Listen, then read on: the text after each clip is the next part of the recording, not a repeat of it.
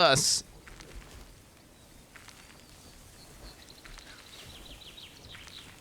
Po 1 and Po 2. Path of Exile. 51 minutes. What is that blue thing on there? What's that blue thing on CZ Rand's thing? What's that? What does CZ Rand do? What is that blue thing? Co-streaming. What the f... Oh. Co-streaming, baby. What does that mean? I'm co-streaming, baby. I'm co-streaming. Can I join? Am I knocking to join the stream? No, it's canceled. Let's not be canceled, guys. I'm fucking co-streaming! Yo, I'm co-streaming, dude. Yo, is this breaking the rules of co-streaming? Like, while you're co-streaming, you're like, oh, damn, I'm playing another game, dude? Yo, I'm pretty sure that's breaking the rules of co-streaming or some shit. It's probably not good. Hey, I am, we are co-streaming though. Wait, I know what to do. I know what to do. Look.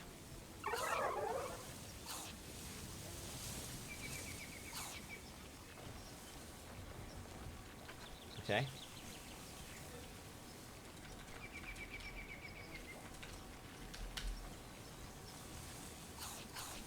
Huh? Dude, we are co-streaming. Look at that. And then we just turn that shit off. Perfect. We are now co-streaming.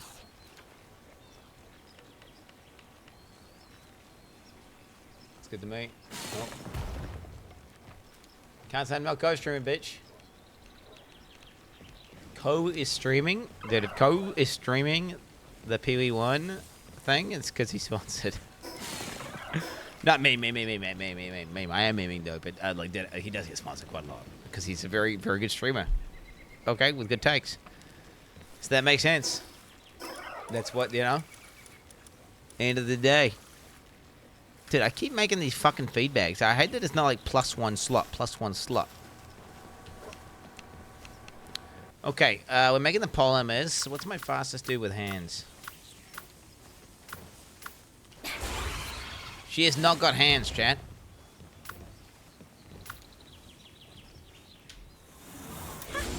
Go.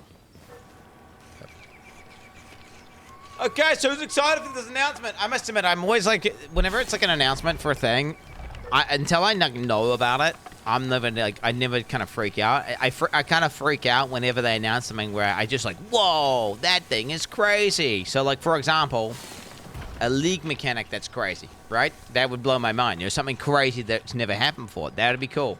Or a new melee ability thing. Like a new, like Bone Shatter, for example, getting announced. Stuff like that. And then that's what gets me hyped. So right now my hype level is just like, okay, I'm receptive and I'm open to be hyped. But I'm not expecting something massive. I'm kind of like, you know, hopefully it's going to be good. Hopefully. Do you know what? The last league of PoE1 they released, I feel like was one of the best leagues they had ever released. And it's crazy because you could tell that there was some new blood working on the project. You could tell. You could tell. You could tell Octavian was cooking. And I think that the fact that they're just letting this little small niche team just kind of do large sweeping changes to PoE1 for the leagues, I think that's a cool thing because it means you get like, you know, a completely different vibe. The game's been asked, nah, there was so much in-game shit to do, bro. There was so much in-game shit to do. You had like all these different goals with all the new gems and all the little boss drops and everything they added in. He is just excited like because he gets to react in 45 minutes. I'll be honest, I would prefer... Chat. Battle Rage, you are so wrong. If I could, right now, I would delay PoE1 launch and everything by a month. Dude, I would have delayed... If I could, right now, I would have delayed PALWORLD launch by a month. I would like to have 2 months. I would like to have 2 months of extra time. There's so much extra stuff I would like to have. For what? Oh, well, because, well, I still wanted to vibe code. I wasn't having too much fun vibe coding, and then I was having so much fun playing PALWORLD, and now it's like I'm playing PALWORLD, and it's like, fuck! I'm not finished with PALWORLD, and then PE1's doing a league launch, man. It's like, I didn't have enough time, and then I didn't have enough time, and now I don't have enough time. And it's annoying because I want to play all these games, and I want to do all this stuff, but there's just a finite amount of time. Stop reacting. Yeah, dude. How much reacting have I done Pluto equals planet during PALWORLD? You dumbass, stupid-ass bitch. You dumbass, stupid-ass bitch. None, bro, none. I didn't even do any reacting. Today I got back from a holiday, so I felt like it was mandatory that I had to do a react session because I'd just been on holiday, and I did a debrief chat. I need to do some I just wanted to not have a game. Just wanted to chill with the boys, just chat. Because I got back from a holiday. But I've done, like, I've just been playing PALWORLD Raw Dog every day. But no, I had to get back. I had to give a debrief. We had to do debrief, mate. Chat needed a debrief. You can't not debrief, bro. You're gonna not debrief.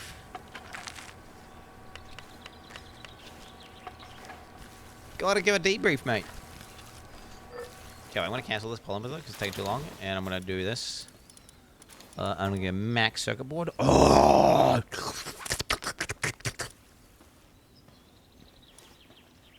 Allow transport by pals.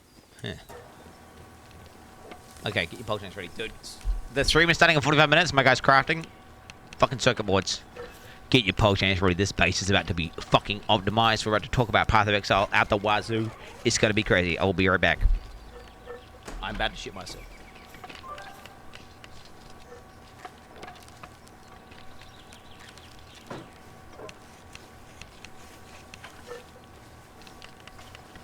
Hello, Quinny. Welcome back. I know you probably won't go 10/10 this season, but please visit me and I'll brew you up one of these.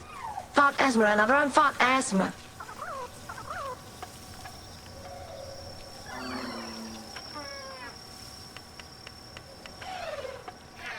Smile.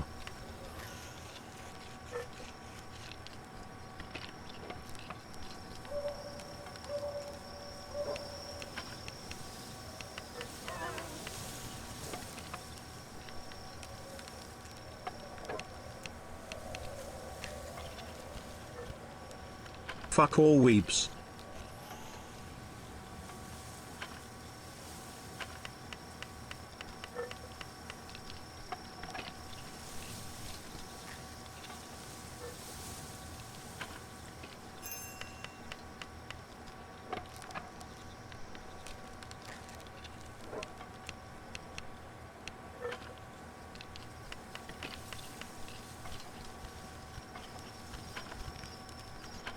Weeps out.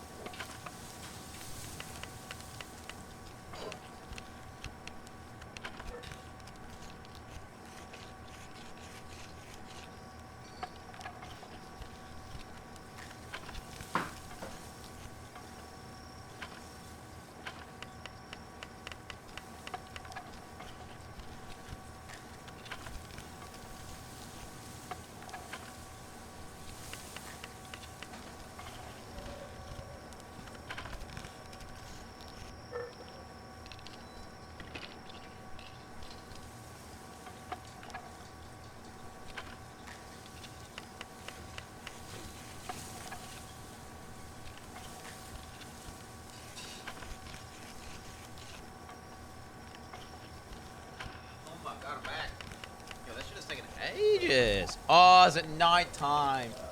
Dude, how long has it been? Was it nighttime the second I left? No freaking way, dude. Into your bed. Listening. Use the toilet first. Fart SMR. Good. Okay, good. Can you have a bath? She can't have a bath. Sleep.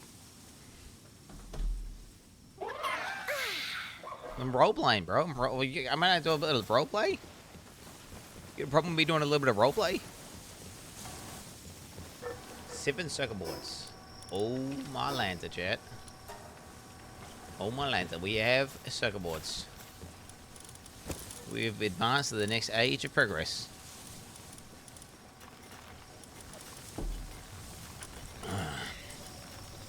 Was he still on his base? What? Because dude, I can't. Dude, we're talking about Path of Exile right now. I can't possibly do combat. We're talking about PoE, bro.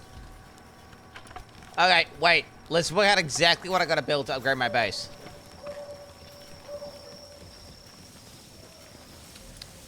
The Severe Assembly Line 2 and a Summoning Altar. What the fuck is a Summoning Altar, bro? What the fuck is a Summoning Altar? Technology. 16 months of hot loads. Offer a slab depicting a PAL, summon a powerful PAL to your base. Huh?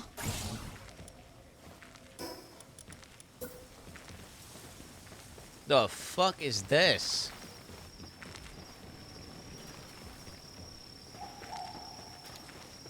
Okay, I need to put it at a different base, dude, because apparently that's... Wait, does it matter which base they do it at? I guess not.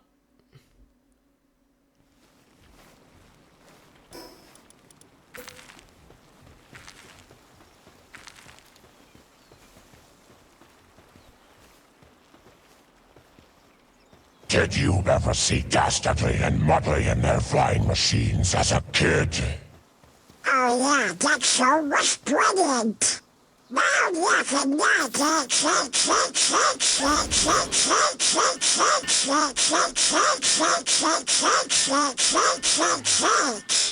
Fun times. Speaking of fun, I am an extra detector.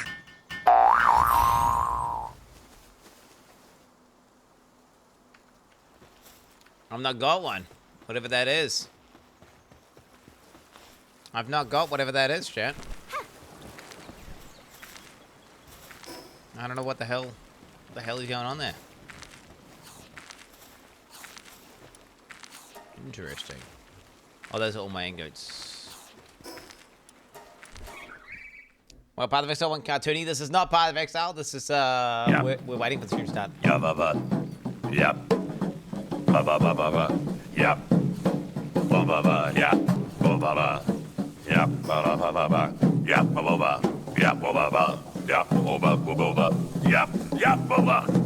No way.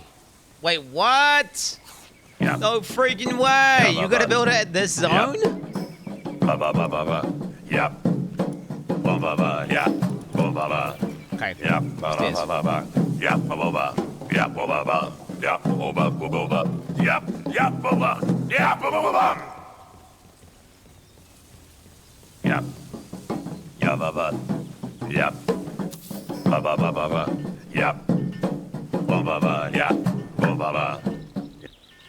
90 months with the Skip God again, bro. Gamer. Let's skip again. Wide boink, wide boink, wide boink, wide boink, wide boink, wide I'll boink, destroy it wide once the base boink, I go, wide don't worry about boink. it.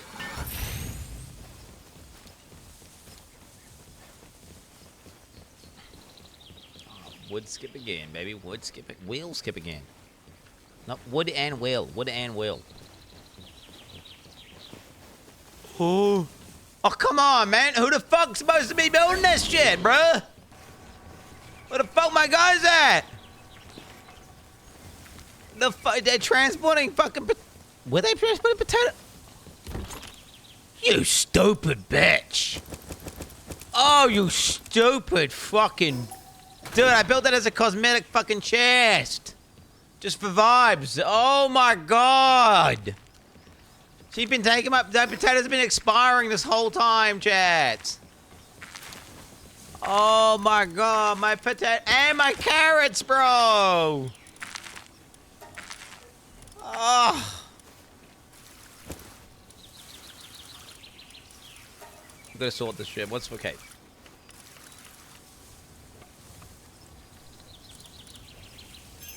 Can be made to make suspicious juice and strange juice.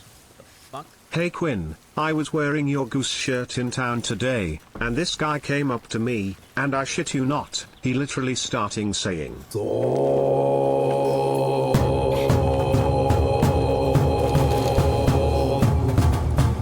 real story.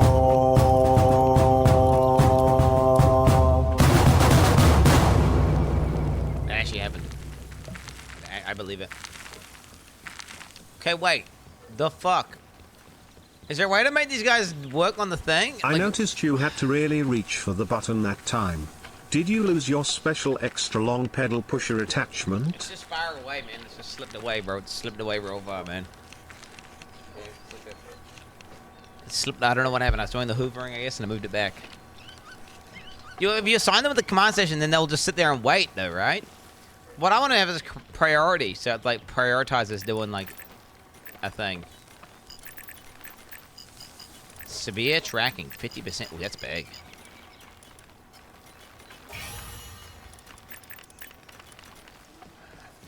The amount of power creep you get in this game is insane.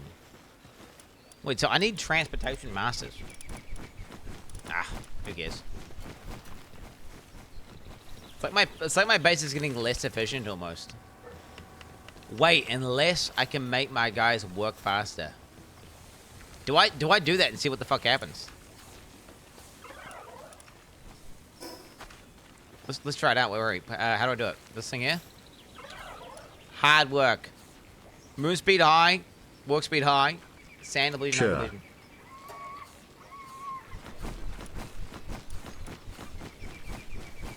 Think it's gonna be fast?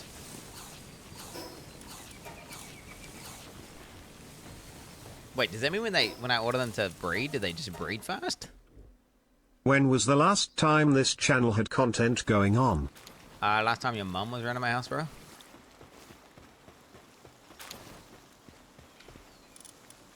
Hell yeah, baby. Hell yeah. Dude, I just realized I should just like... Oh, scorching 8 times 2. Nice. It duplicated. Yo, I just realized I should like, during the PoE announcement, I should just have my fucking PALWORLD going in the background. If I did that, I would have infinite resources. Wait, what the hell? I'm such an idiot. I should just leave my computer for like 2 hours at the base. And I'll instantly have like infinite resources and not have to be constantly bottlenecked. I've not done that one time, by the way. Is that ethical? Every single second I've played PALWORLD, I've been there at the computer. Do you know what? I actually think AFKing is actually unethical. That's like a time jump or something.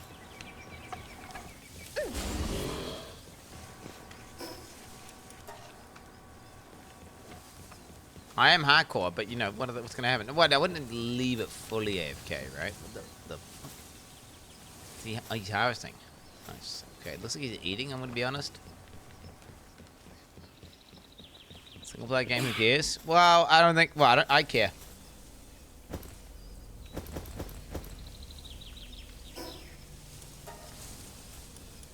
I care, bro. I care. I'm telling chat. I left my game at work and came back and I had 50k ore. Yo, what the fuck, dude? All you're gonna do is make sure you guys are just automatically making food, right? And then you're pretty much good to go.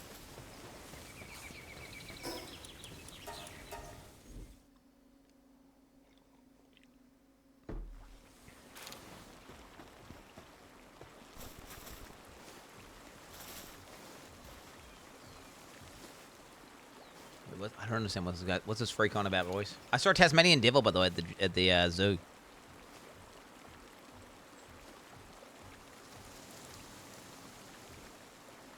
This guy seems like a hate watcher freak. I don't know the hate watcher freak. We'll just add that to the list. Every single one of your messages is weird and negative, bro. I'm gonna be honest. They're banned for PoE launch. No, I'm actually gonna pay the ransom, bro. I don't give a fuck. It's actually not worth it. They kill your fucking pals.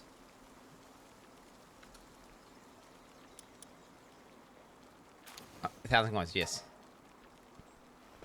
Okay, good. I just paid him off. I paid the guy. I don't know if that's beta as fuck or what, chat, but I don't want to die, so... What's he running to? Oh, he's running through the walls. Interesting.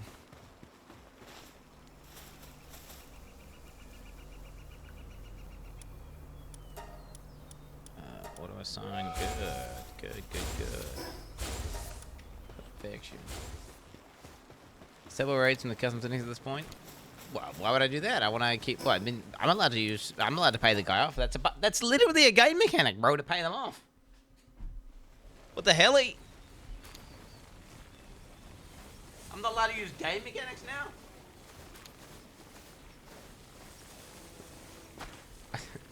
Guys, why did we make this emote, by the way? Is this emote designed to make me hate NGC Pro even more? What is that? It's like a... Jesus. Okay, do you know what? The hard work thing, I think I was kind of crazy thinking about doing... That's actually kind of crazy doing the hard work thing, dude. Oh, wait a minute. Never mind. So, oh, yo, they working the circuit boards now, baby. Oh, hell yeah, bro. Hell yeah. Oh, you fucking got it going. Get the fucking guy in here as well.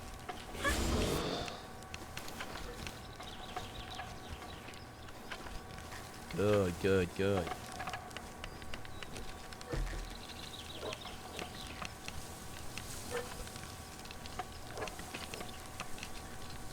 Oh.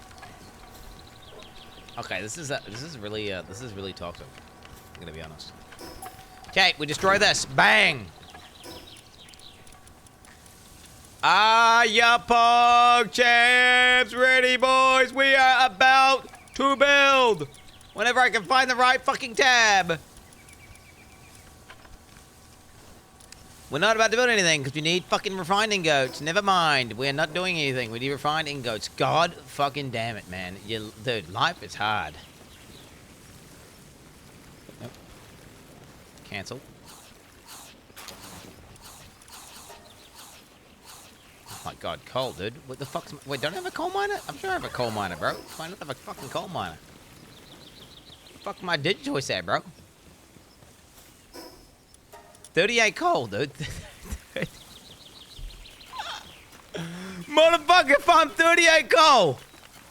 That's your entire existence. Oh my god, he mined for 2 seconds and now he needs to rest.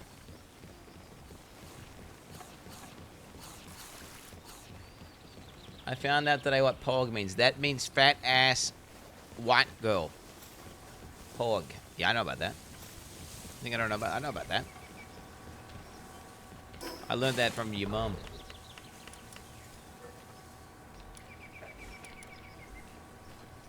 What's up? What's up, baby? Let's go. Wait, I'm actually cooked though, because I actually need ingots. Okay, fuck this. Let's go to the area which has coal.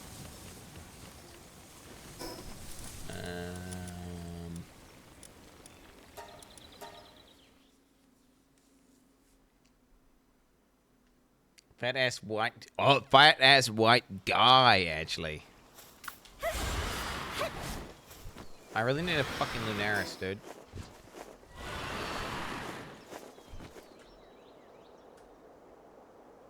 Oh shit, is it all quartz? Bro, it's actually all quartz. It's actually a waste of my time. Org middle left.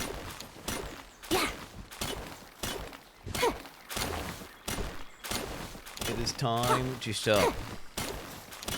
Just breed for Anubis. I'm not allowed to breed for Anubis. So my rules dictate that I'm not allowed to... Well. So I'm playing blind, right? So someone cannot tell me what the combination is for Anubis. I'm playing blind. And then on top of that... if I wanted to use my breeding calculator, which I haven't even used this whole league, I'm only allowed to... So if I use a calculator, I've got a calculator that only lets me calculate based on the pals that I already have. So I can only breed a pal that I already have. I don't have an Anubis. I do not have an Anubis, therefore I am not allowed to breed an Anubis. Well, I could breed one if I could do it randomly, but I don't know the combination to do it randomly, so. And I'm not experimenting to try find it either. Oh, dude, this is not it, dude. This is not it. Do I just use my fucking grappling gun? Is this what we're doing? I think I'm asking for it doing this, chat.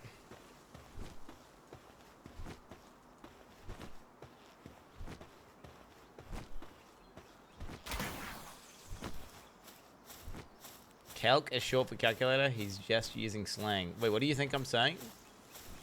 What does this guy think I'm saying?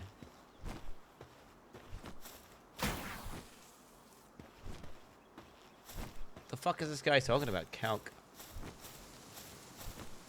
Killboy.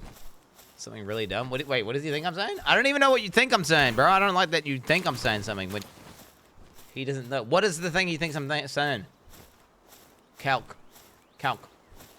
Calc. Cock? A slur. What slur? Calc. Breeding calc.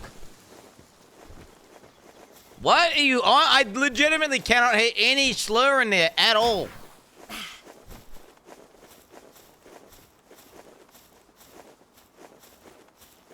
I don't know what you could possibly be hearing. You're a freak. If you're hearing a slur there, bro, you're a freak, man.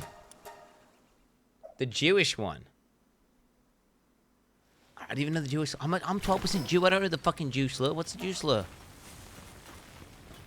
What is the Jew slur? I'm gonna look it up right now. What is the Jew slur?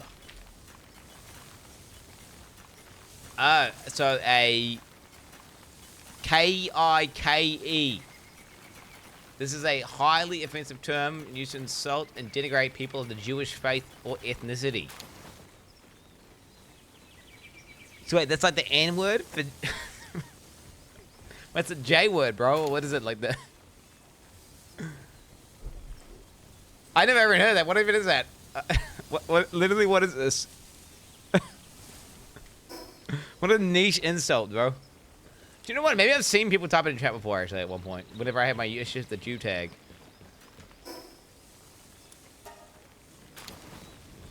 Ooh, oh shit, my eggs, baby, my eggs. Burly body, lucky, unlucky.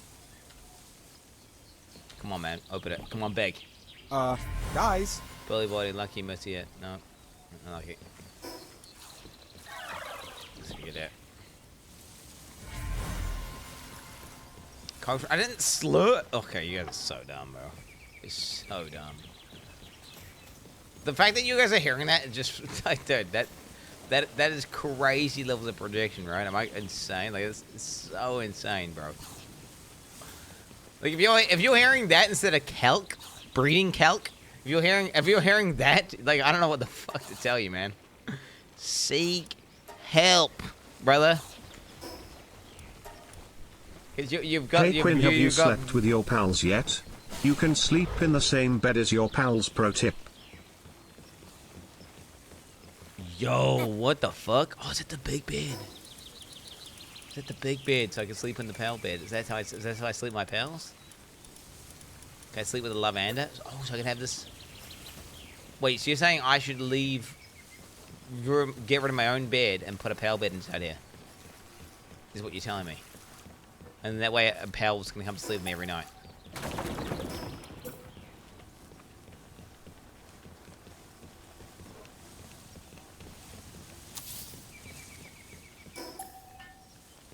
No, wait, cancel.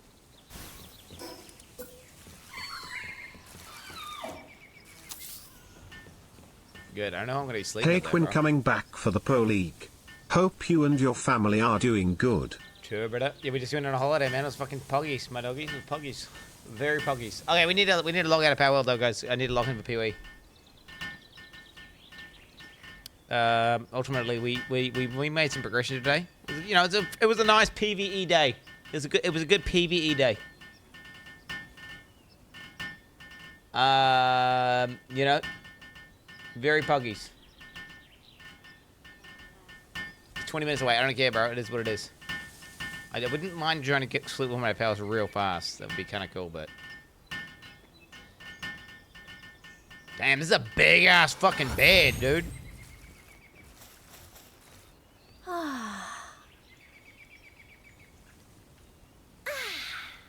Wait, why is it photo mode activate when I'm in bed?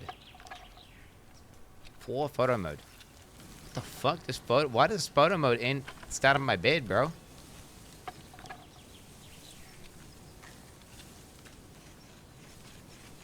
Speed. Oh shit! I can give her more cinematic. Oh, so you're trying to make a video. Boom, dude, sleeping, POV. Wow, isn't that amazing, guys? This is kind of weird vibes. Not gonna lie, kind of weird, guys. Kind of weird. Although I will admit, wood, chat, wood. God, it's a creepy weeb game, dude. Creepy. Why? I don't know why it goes photo mode when you're in your bed. That's the weird. But at the end of the day, still breedable. Okay. We're just gonna leave this going. I'm logging out. Return to the title. Oh, ultimately, chat. We got some nice cozy base building in today. But the PoE thingy's happening, so I need to lock in on the PoE thing. I'm just getting distracted, aren't I? I'm just getting freaking distracted. Let me turn that shit off. Boom. Boom. Good. Are your fucking pork chips ready? Okay. Let's have a look here. So, check out the changes to the relic variant. So this is that new ascendancy that they change each time. Okay, so we've got what? We've got what? So you can go down, and you can get 20% accuracy rating while at maximum frenzy charges, minus maximum frenzy charges. Plus 100 group multiplier while you have no frenzy charges. That's the Arn's thing, isn't it? It's the Arn sword. But, yeah, okay. So obviously this is overpowered if you, you bring your min up to your max, and then you just get the bonuses. You can have, like, all the bonuses at the same time, so you could do some kind of cool shit with a bunch of that. Interesting. Trigger level 20 molten burst and melee hit. Damage penetrates 20. So we got Nagahamu's flame. So you can use Nagahamu's... Wait, that's overpowered, by the way. Wait, is it overpowered? Because you can't link it. Wait, it's not OP. Wait, yeah, you can't support it, because what makes it OP is that you can support it. Unless it somehow gets supported by whatever the melee attack is that's proccing it. Which... Nagahamu's. That's how you pronounce Nagahamu. Please. Oh my god. Wait, it's more like Nahamu's. Nah. Let me think here. R-E-R. Ooh. Oh, ooh. Nah. Ma. Who. Namahu's flame. It's actually Namahu's flame. It's actually Namahu's flame.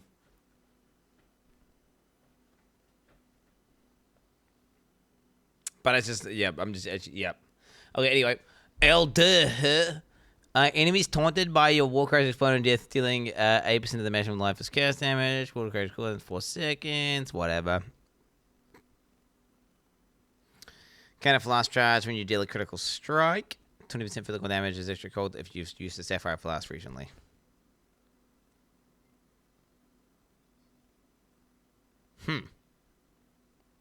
Okay.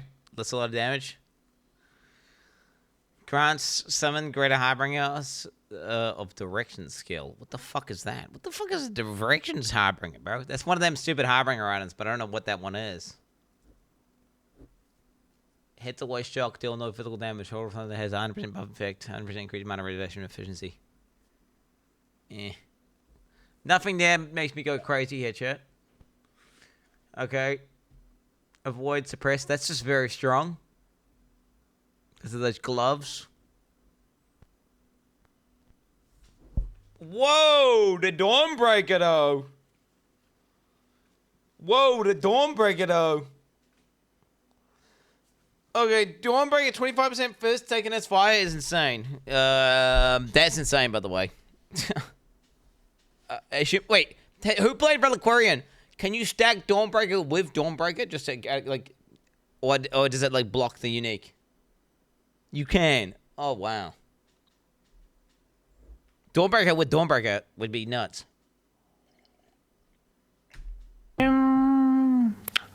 I'm over here stroking my fool. I got lotion on my toe right now. I'm just stroking my boo. I'm too. As for man, I'm a freak man like far. Huh?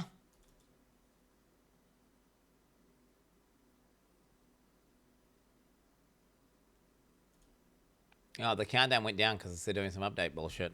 The fuck? We're down 14. We're down to 14 minutes. Yeah, we're down to 14 minutes. Sorry, repeat 14 minutes. 14 minutes.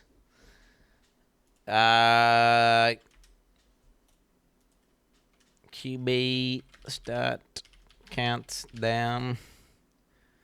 We'll just go like 10 minutes, so I don't miss it somehow. I don't know. I mean, I wouldn't miss it, but your viewers have some mental problems, bro. What did they type? I didn't see what they typed. What happened?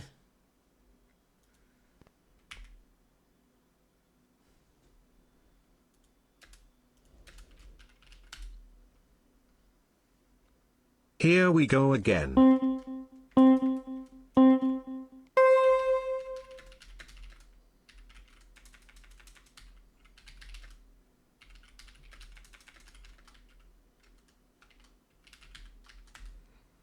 Alright. Let's give us I haven't typed the screen so I know where. Okay, where are we? Okay, so the Dawnbreaker Thunder is crazy. Counts roots, 100 life, cannot be looked back to Asian base value, cannot evade enemy attacks, cannot be stunned. Damn. So you get like a free counts root. It's like a jug at home, no? Jug at home. Removes all energy shield, gain maximum life instead of maximum energy shield for from equipped armor items. That's what everyone uses for HP stacking, right? That's like the HP stacking deck. Minus 12 life per level. The fuck? The fuck, dude? That's brutal. But it doesn't matter. You get like 20k life or something, so who cares? Okay, covers nearby enemies. Nearby enemies convert 25% of their fire damage, 15% strength. Okay, strong. Not best, but strong. You have impenetrable shrine buff while affected by no flasks. Huh. Wow. You just get that shrine, no flasks? It's not a bad shrine. I don't know if I'd use that, though, to be honest with you. Because remember, you understand, it's not like this is free. You're losing in a whole ascendancy for this. Can it be stunned? 20% converted to energy shield. Whatever. Skills chain one time. Projectiles that have chain gain 20% of non-cast damages, extra cast damage. 40% increased duration of elements enemies. Covering nutrients ash for 5 seconds when you ignite them. Frost when you freeze them. Whatever. Oh! What the hell? Melding, dude. Bro, melding is strong. Bro, melding is strong. In it. Timu Chieftain? Well, is it a Timu Chieftain, though? Because you can do all this other stuff. Because you could make a whole build around that.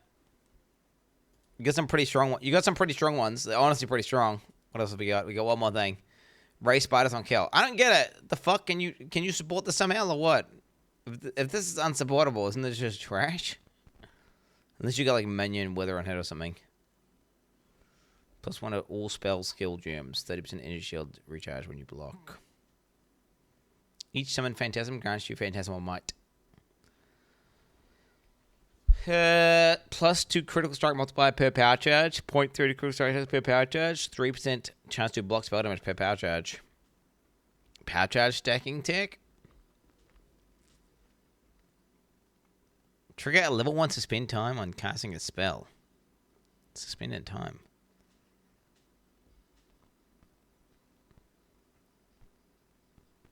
I don't know what the fuck that is. But what is that? What is that, chat? What is that? What is suspended time? I'm gonna Google it because chat doesn't know.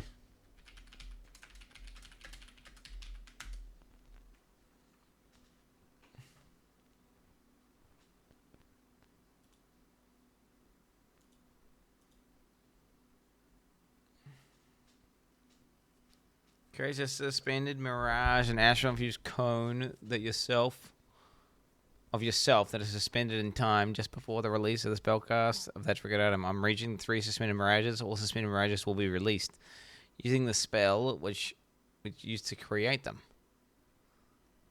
Huh. Interesting. So it's like a bunch of extra casts. But level 1, though, not level 20. So, because I don't know what the fuck that means. I guess it doesn't look as good. Yeah, I mean, that's pretty strong. It's just extra spells and shit flying out. Yeah. If I was playing this, I'd be doing Melding of Flesh, Dawnbreaker. Yep, Melding of Flesh, Dawnbreaker, and then I'd be, like, picking a damage one based on what build I'm doing. So, you know, maybe the fire build. Let's go, dude. Because then you'll be max res capped, taking fizz as fire. So think about this. Ooh. Ooh. And then you have a Dawnbreaker on top of that, bro. Ooh. You'll be unkillable, bro.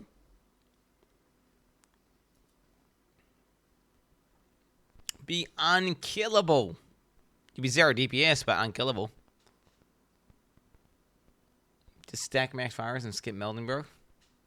Fuck that, bro. Melding is way cooler because then you have max rest to everything, bro. Who needs melding when you can convert into fire? True. Wait. Oh, wait.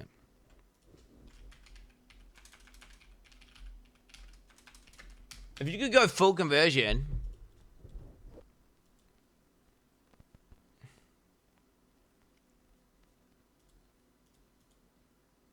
You need another 55% though of conversion. That would be cool though if you could. If you could like fully convert. Yeah, I think this is a trade league only thing. If you had like that weird Watcher's Eye, and then you had that fucking that other Xanadu, the Purity, you legitimately probably could get to full conversion with that other fucking thing. Yeah, you could do it. Oh, is my notepad at, chat? Let me just pass out my notepad. Let me just hide screen because I don't want to like anything. Ass on. I wanted to go ass. What is this? S2. Oh my god, dude. Oh my god. I have so many notes. What is that noise? What is that noise?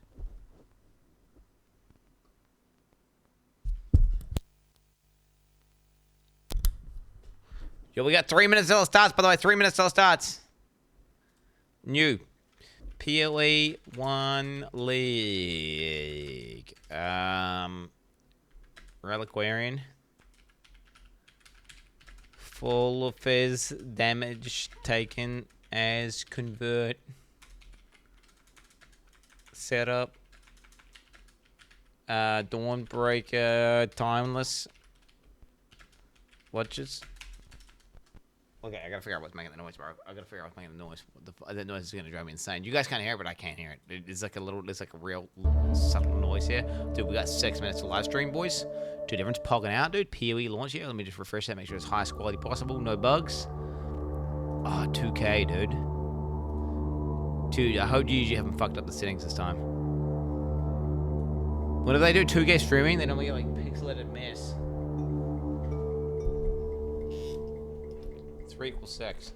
Oh, I did my countdown timer to be early, so that way I would have time to get back before it would go off. To be clear.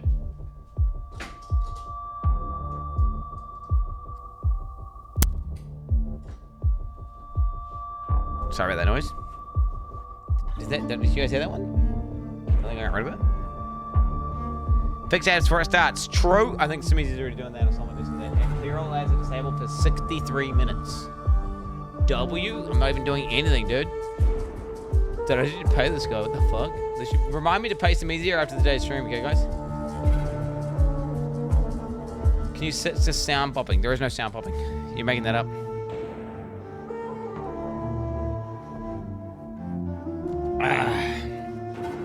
Drop start in whenever the fuck that is. Well, let me hide the death timer.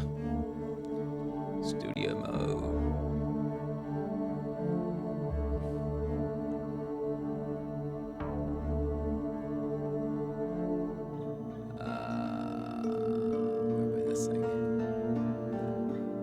No ads allowed.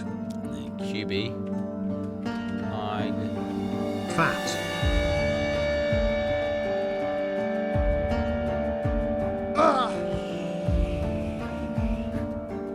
It's actually popping. Wait, what?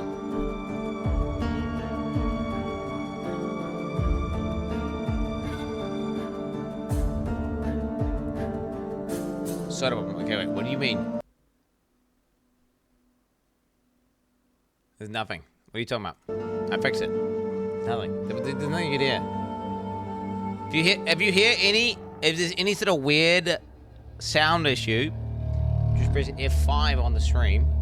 Because sometimes Twitch has an issue where if your internet lags and you buffer for 1 second, I've dropped 0 frames today.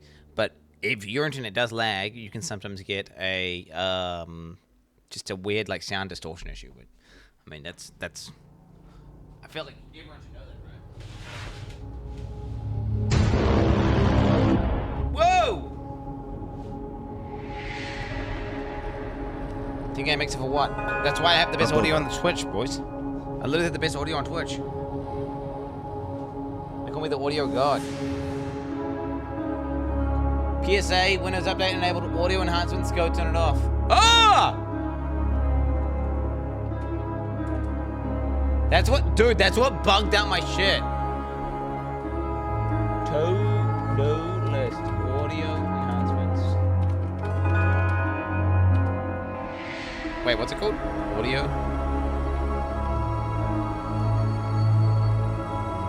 What do you get to it? I just want to make sure it's off of me. I mean, I'm confident it's off.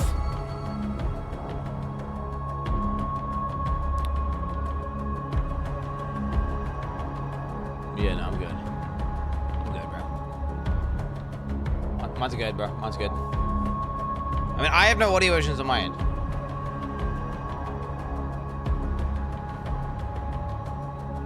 It's Quin48. I have more years. I am not 40. I am 35 years of age. I'm 35 years young, bro. I didn't check. Okay. Oh, you didn't even check. Audio. Look. I know where to go, dude. I know where to go, dude. I know where to go, bro. Look.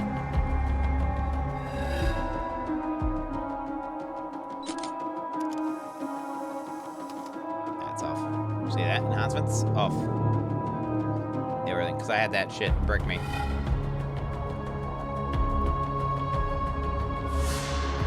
Huh? Who's Simple Jack? You just got me a chopped face. I'm not chopped, bro. Oh, yo, turn that off. I'm not chopped.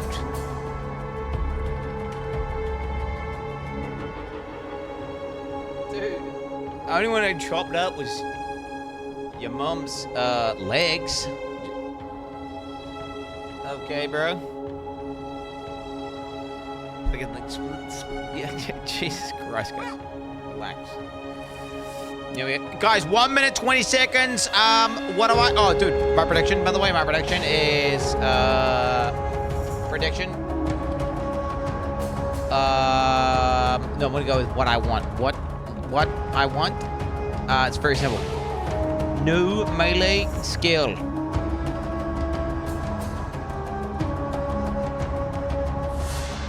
New boss. That is good. Not shit. I'm talking full static, baby. That's it. That's all I want. That's all I want. I don't need much. I'm not really hard to please. Give me a melee skill and a new boss. Hey, that's all I need. That's all we need. Static is good because static means it's like an actual. So any sort of dynamic boss which has mods, well, it's like what the fuck, you know? You just make an easy version of the boss and kill it. Cool. It's not. It's like that's the reason why Cortex is a stupid Uber. Cortex is a dog shit Uber because it's not static.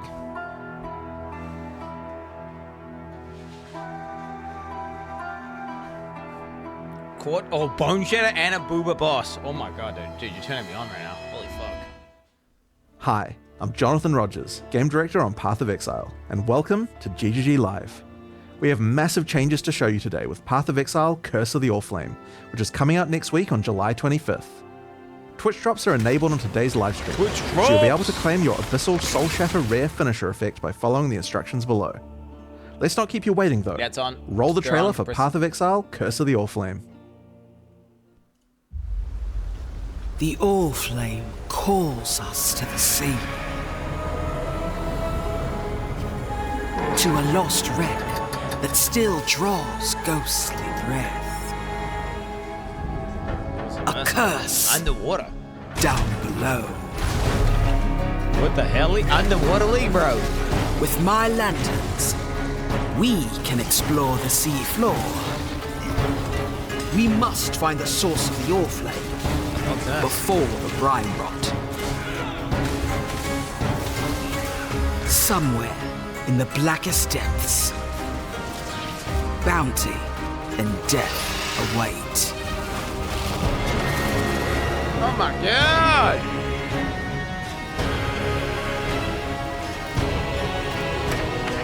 Oh fuck, what is that?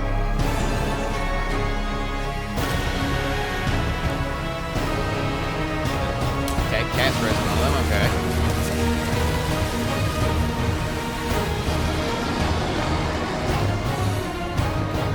Legion improved.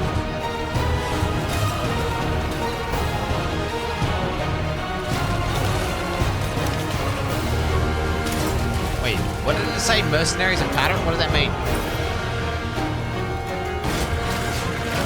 It's not mercs, right? Just merc items, yeah? New uniques. Whoa! Come find your fortune. New ascendancy! The luminary. In the depths of the sea. The fuck was that? In today's stream, we'll be walking you through all the details of Path of Exile Curse of the Orflame, where you'll comb the ocean floor discovering sunken artifacts of forgotten origins, fight the horrors of the deep, and do your best to keep from being crushed by the waters above you.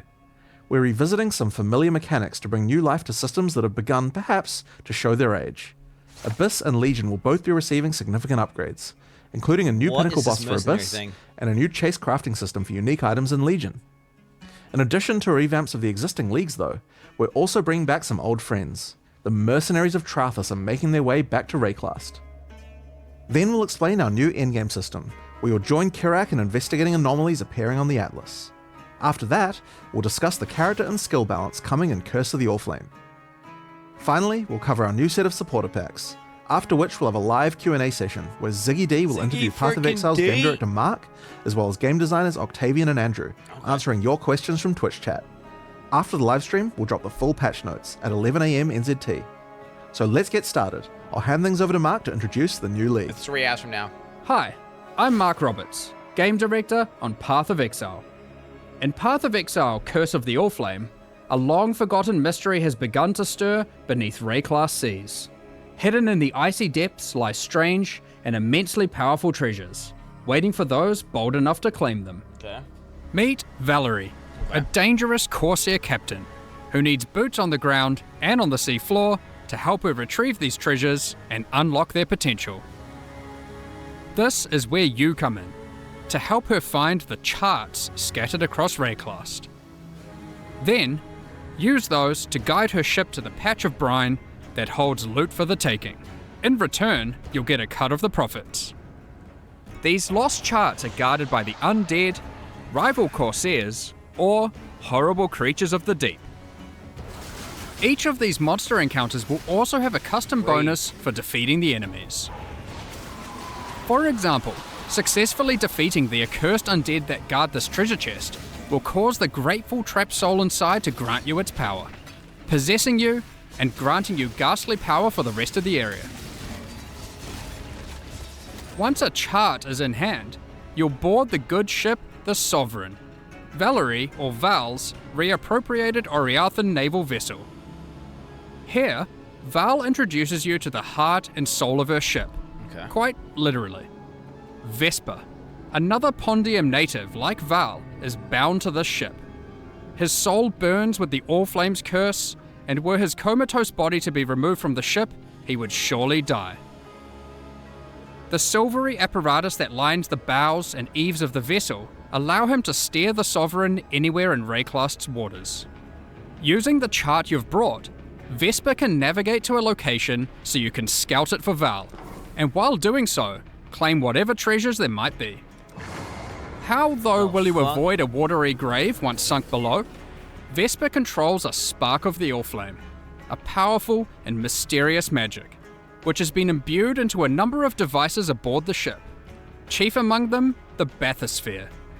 This entirely safe and well-tested contraption of rivets, bolts, and metal will be your ticket beneath the waves to explore and plunder. While scouting the depths, in order to not need an ample supply of air, we're instead going to place Allflame lanterns.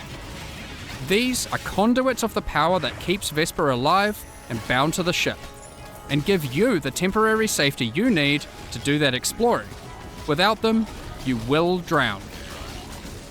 The first of these is strapped to the bathysphere and activates on landing, rushing the water away to reveal horrifying monstrosities, lost treasures, and a strange luminous coral growing from the corrupted dead in the oceans of Rayclast.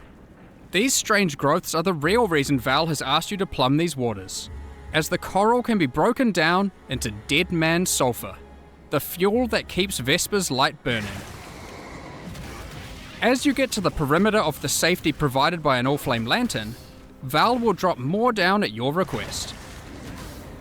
There's also an option available to have new lanterns fired automatically for you as soon as you need them, if you prefer speed over fine control.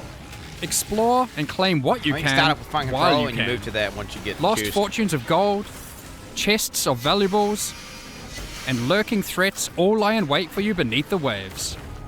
You might even find the odd lost missive, waylaid on its travel to its intended recipient. Whoa! But hey, finders keepers, right? Beware though, as Vesper can only power so many lanterns at once, and that power is finite.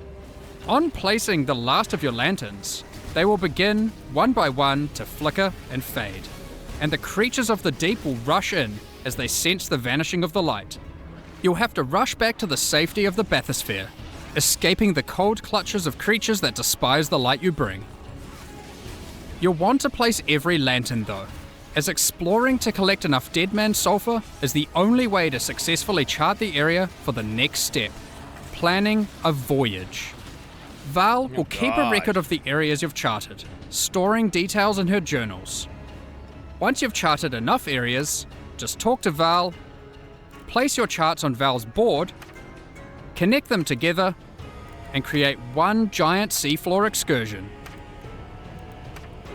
Each area you chart will reveal a special modifier that applies when it is used as part of a voyage, applied to either the charts adjacent to it or the whole voyage. Here are a few examples. This modifier causes all equipment dropped by monsters in adjacent charts to be converted to gold. This modifier will spawn friendly jellyfish alongside every pack of monsters in your voyage, which you will promptly slaughter for extra loot and experience, we're sure. This modifier causes all monsters in adjacent charts to be empowered by wildwood wisps. With 9 positions on your board for charts when constructing a voyage, these can stack up fast. There are also charts which can take you to specially rewarding areas of the ocean floor. Fields of anchors strewn with treasure chests full of loot, Kalguran shipments lost at sea, and sunken abyssal pits teeming with monsters, to name just a few. There are even some ancient artifacts you might find and resurface. The crab bills. Additionally, the edges of the voyage board track the currents of corruption flowing through the waters of Rayclast. with randomized effects being rolled with each new voyage to affect the charts placed adjacent to them. These add even further rewards to your voyages, and can shake up the way you choose to place your charts. Stack all of that together, and a well-planned voyage, with a bit of luck, can be a very profitable endeavour. But with so much loot to claim, how are you going to get it all to the surface? Val has a solution for just that problem. In each of the charts that comprise your voyage, there will be a capsule waiting for you, sent down by Val, Elon Musk, which dude. can store What is Elon about Musk an gameplay? inventory worth of loot. Stuff these full, send Val a signal, and she will pull it back up to the Dude, Elon Musk surface, is safe playing. and sound. Ooh, Since shit, voyages the are fuck? built of 9 charts, that's a lot of opportunities to send back plenty of valuables. Once you're satisfied with the plunder it's from your literally just well-planned kinda like voyage, underwater heist, sort of. find any of these capsule locations and call the bathysphere to it as your ticket out. Kind of like with a Delve Darkness. Val will send it down to your rescue as fast as she can. You just need to survive until it gets there. It's basically a flare Good that you luck. put on the ground, right? That gets Once smaller you do, over time. don't forget to empty all those capsules full of loot. Now, Jesus. back to all that dead man sulfur that you've been hard at work gathering. Is that just to keep the Sovereign afloat and Vesper alight? No, it's not. Once you've got a bunch of it, head below decks, and you'll find the heart of the ship at work. Whilst Vesper's body remains above deck, burning away in a contraption of tarnished pipes and corpse-stained glass resides Vesper's soul, and you'll find him to be a pretty crafty fellow, if a bit melancholy. That's where this league's item crafting system comes into play. Give Vesper an item, alongside a currency that you could normally use on that item, and an ample supply of Dead Man's Sulfur. That item is then split into a multitude of ghostly forms, each of which will be the result of having applied that currency to the original item. You can then pick which of the ghostly outcomes you like best to keep for yourself. The others will go up in smoke, as Vesper can only reify a single outcome. This can be done with almost any crafting step you'd like. Want to see a few outcomes for that influenced exalted orb?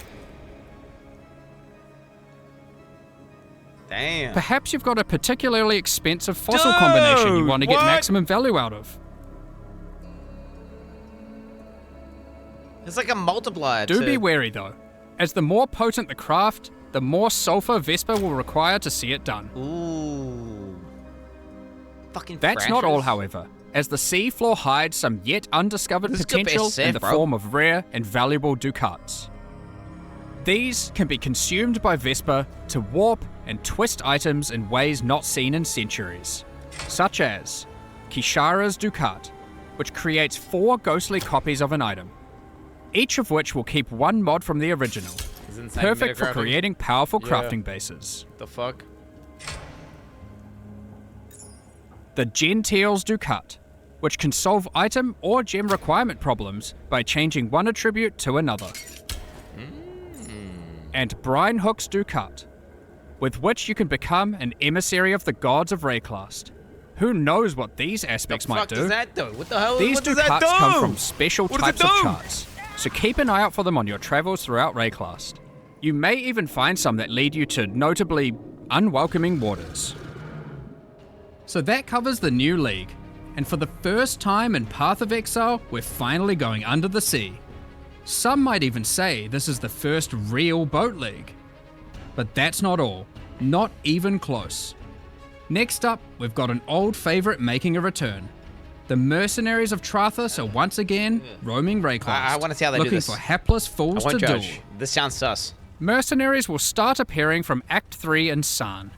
Before beginning a duel, you'll be offered an overview of the mercenary you've encountered.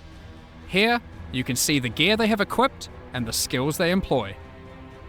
As per the Trathan Code, you have the right to wager for an item the mercenary is carrying. You'll stake some of your gold, and the duel commences.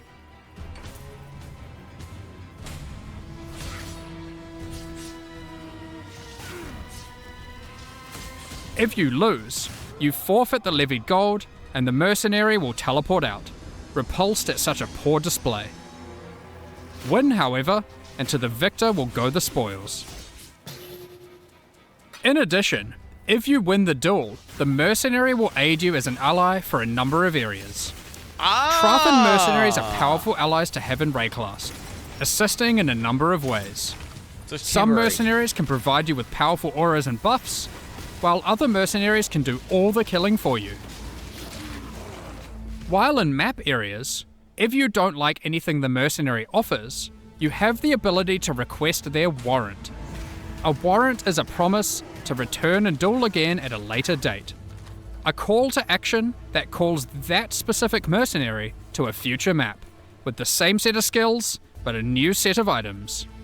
A mercenary will only grant their warrant once, however, preventing you from fighting that mercenary in every single area.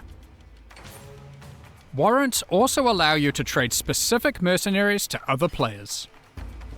It is important to note that unlike in Mercenaries of Trathis League, having a mercenary does not count as a player party member.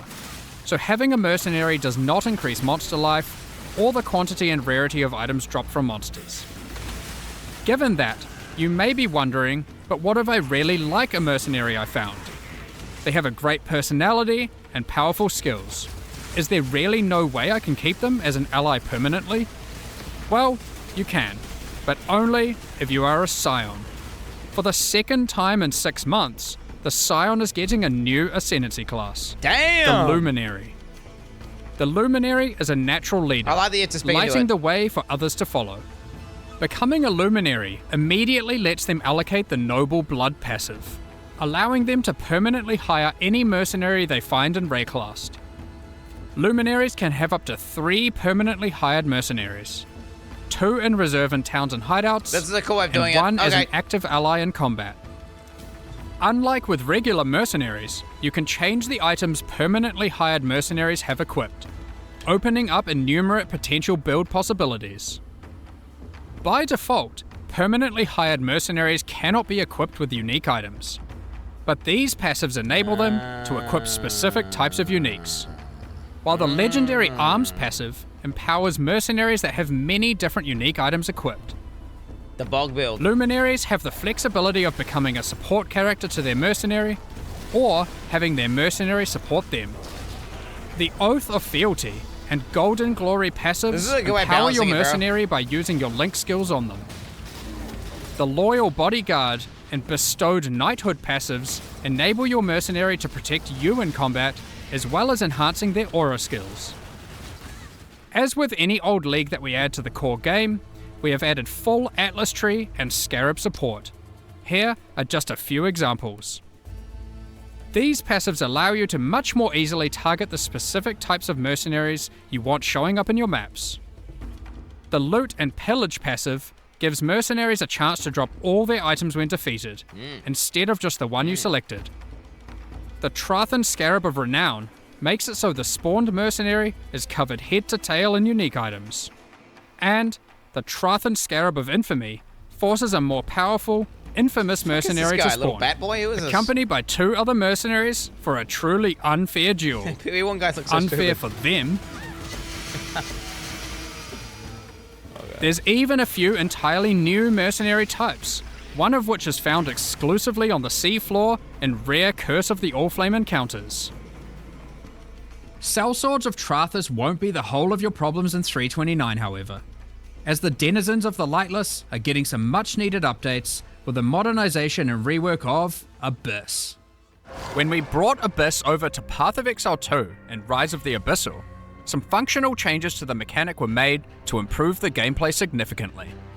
In Curse of the Allflame, the majority of those changes will be making their way back to Path of Exile 1. The existing Abyss content had some notable problems. Aside from being very dated, it also required the player to follow a crack as it opens, often backtracking throughout already cleared areas. Yeah. Now, as you approach an abyssal pit, and the PE1 cracks leading becoming up to PE2? it, you will find that it is already open and spilling forth abyssal energy into the surrounding area, subjugating the souls of enemies unlucky enough to be within its influence. Slaying these enemies will send those souls spiraling down into the pit, drawing the attention and ire of the minions of Kulamak that dwell beneath. Slay enough of them, and the Abyssal Legion will spill forth from their domain to tear you apart.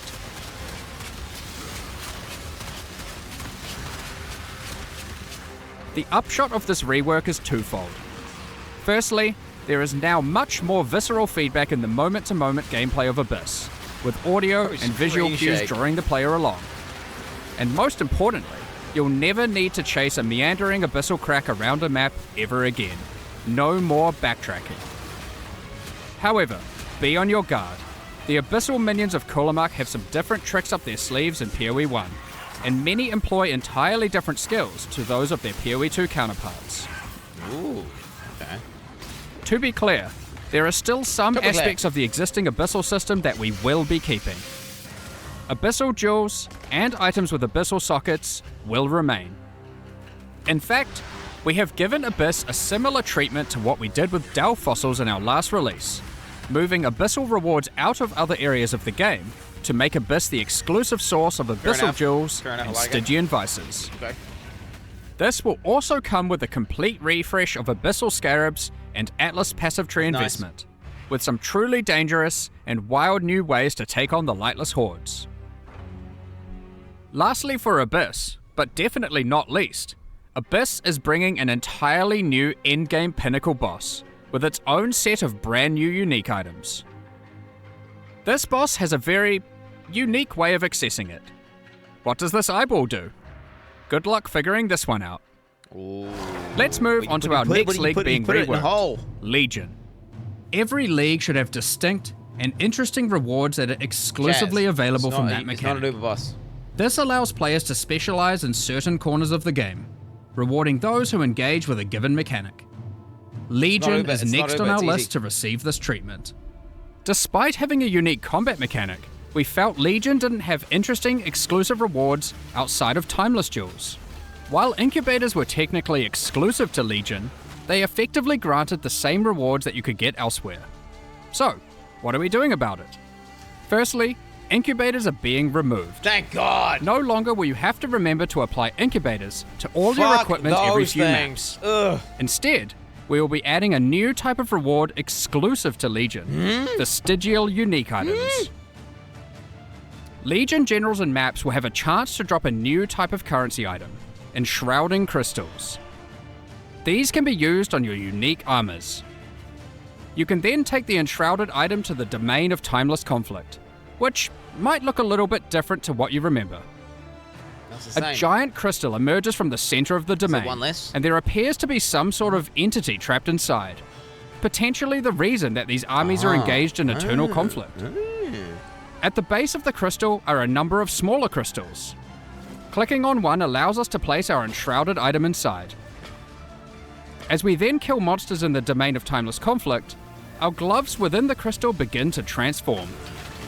And once you have killed enough, the crystal becomes volatile and looks ready to fracture. I wonder what will come out.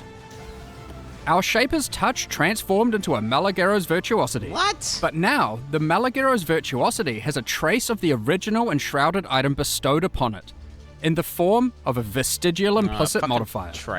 As you can see, enshrouding crystals allow you to transfer powerful modifiers from one unique item onto another. Here are some more examples of vestigial unique items. It seems like a trade helmets, boots, gloves. Wow, those shields, elemental Aegis, and body armors. In addition to vestigial items, we are also making a number of small improvements to Legion. You no longer need to kill every last monster to begin the Legion encounter. Breaking out all the key monsters, chests, and the majority of monsters will be enough to start the combat automatically. No more cheeky single monster hiding in the corner, preventing your encounter from starting. Legion monsters drop fewer splinters, but in larger stack sizes, resulting in fewer clicks in each encounter. My fingers! Unrelenting timeless emblems have been removed, with regular timeless emblems absorbing many of their effects, causing the domain of Timeless Conflict to become harder, but more rewarding as you kill monsters. Okay. Your reward progress in the domain is now tracked by charging up these small purple crystals. It sounds hardcore rather than sus. flooding your Wait, screen with sus, hundreds of reward icons. The rewards are still the same, just not obscuring your screen with symbols. Talismans were introduced back in 2015. They were good, bro! But over the years, they've been long neglected and lack a meaningful place or purpose. We are making a number of changes to bring talismans back to relevance. Firstly, talismans are now exclusive rewards from Bestiary. Every red beast has a chance to drop a talisman specific to that beast. For example, the Krashik Croaker can drop the Croaker Talisman. What makes these talismans special? Well, you'll notice a couple of changes compared to old talismans. Firstly, talismans no longer drop corrupted, making them far easier to craft once you find one. Secondly, the special modifiers on talismans are now enchantments, rather than implicits. The hell? This means they compete with blight anointments, allowing their effects to be significantly more powerful than before. Here are a few more examples of new talismans. Talisman unique items have all been improved, and now have a chance to drop from all bestiary bosses. Check out the new Eyes of the Great Wolf talisman, which has some crazy possibilities. Jesus. So that is everything covering the new and reworked League mechanics in 329. Now, that's already quite a lot of in-game content, with mercenaries returning, an upgraded Abyss, Legion's new reward mechanic, and of course, everything the Curse of the Oriflame League has to offer. But even with all of that, we're not done. Because what about the Atlas itself? Given Zana's actions to try and destroy it in the last two expansions. Zana's actions are causing the Atlas to become ever more destabilized. Strange locations have begun to manifest on the Atlas, many of which seem to be bleeding over from familiar places in Rayclast. Kerak has labelled these as anomalies. When you complete maps affected by a Voidstone, there is a chance that when you next open your Atlas, an anomaly may manifest. Like this one, the Mana Foyer. Like regular maps on the Atlas, you can select them at your map device, but unlike regular maps, these don't require an item to enter. Ooh, static. It looks like this area is the abode of Cadero Perandus. Cadero is willing to offer valuable items in exchange for our gold. If you don't like what is on offer, you can reject it, and he will immediately offer another item. The next offer will cost more gold, but hopefully is much more valuable to you. If you don't have enough gold for the offered item, don't worry. Cadero is happy to wait for you to replenish your coffers. You can return to the area at any time. The anomaly will not disappear from the Atlas until you either purchase an item or reject all his offers. That's it? Anomalies are unique in this regard. Unlike other locations on the Atlas, these areas can often be revisited. Let's quickly run through a few of the anomalies that can manifest. Okay, mist. Reflecting Mists and the Nameless Seer no longer randomly spawn within maps, but instead now appear in their own anomaly areas. Wait, so boss rushing is good now? Scrying is no longer the domain of the Nameless Seer, but instead can be done through the new, tradable Scrying Orb. Some anomalies grant a taste of League mechanics you might not normally run, without having to be fully invested into them. For example, this anomaly creates a random, fully revealed heist blueprint wing, with random rogue companions. This anomaly has a version of the Sacred Grove, where the plants have fully taken over. Okay, I've seen that before. This strongbox seems to have a strange mechanism. It's the gambling one? Atlas anomalies are unaffected by your Atlas skill tree, and you can't augment them using any fragments. Therefore, they can be run at any time without feeling like they have to be saved for later to maximize the potential rewards. There are many more Atlas anomalies to discover for yourselves, each of them tied to a specific Atlas quadrant. It is therefore worth discovering which ones can spawn in each part of the Atlas, as it may influence what Atlas strategy you wish to pursue. I'm namelessly maxing. So that is a heap of new challenges to encounter, from the League and the in-game. But you may be asking, what new tools do we have to face these challenges? In 329, we are giving a bit of love to spellcasters, specifically those that cast spells themselves. Oh, they always first, buff these guys. Let's address the elephant in the room that astute players may have noticed. Yes, I'm talking about those socket colors. So, after the better part of 2 decades, in 329, we're making a fairly radical change. Whoa! Sockets, at a basic level, don't have colors anymore. You can now put any colored gem into any socket. What the We're doing this to address a long-running issue for both new and experienced players. I'm sure almost everyone who has What played the before fuck? has run into the issue of finding a notable upgrade and have struggled to find a way to equip it. Maybe you find an amazing body armor, one that would give you a substantial boost to your defenses, but you just can't move your skill or support gems over because maybe the you don't colors go of the 3 sockets blue, bro, just don't on an armor match, gist? and you didn't luck out with your chromatic orbs. It's not fun when you have to unequip a bunch of skills or supports just to use a better item. Yeah, okay, fair enough. Yeah, he's true. This can still happen with the socket numbers and socket links, so it's not like it's just purely trivial, but the colors were just unnecessary, and not only prevented upgrading gear, What do the it colours limited build experimentation. So, given that, what do the colors on gems Yeah. with regards to sockets even now mean? Little buffs Well, or what? the colors on gems for sockets are still relevant, just as an upgrade system. You can still find items with colored sockets, and you can craft them onto items. They are just rarer and more powerful. Most importantly, they don't restrict what can be socketed into them. So how are they more powerful? What the fuck? Well, if you were to find an item with, say, a green socket, you can put a green gem inside of it to get an additional quality bonus to that gem. What? This allows socket colors to be a What the purely positive fuck? outcome on an What item, the fuck? while not just simplifying the system away. What the fuck? You can also still change the color of sockets on your items using a chromatic orb, which now guarantees at least one red, blue, or green socket. This change will make it easier for everyone to upgrade items Power and creep, maintain bro. their build, Did they nerf especially while progressing. Speaking of builds and gems, we wanted to make sure we improve some of those, specifically for spellcasters. Let's get into that. Spellcasters have a large number of different skills to choose from. It's super nice for but making new often characters. many skills play and scale in similar ways. We have done a pass through existing spells, differentiating spell damage types from each other. For example, Shadow's physical spells, like Ethereal Knives and Bladefall, now have a much higher critical strike chance than other spells at the expense of damage. Pure Lightning spells now all have generally higher cast speeds, but they cost more mana per second than other spells. We noticed that some of the Ascendancy classes for Shadow, Witch, and Templar were lacking options for general spellcasting, so we've added a new notable to the Assassin, Bifurcates, no the way. Occultist, Okay. and the Inquisitor. Channel Cook.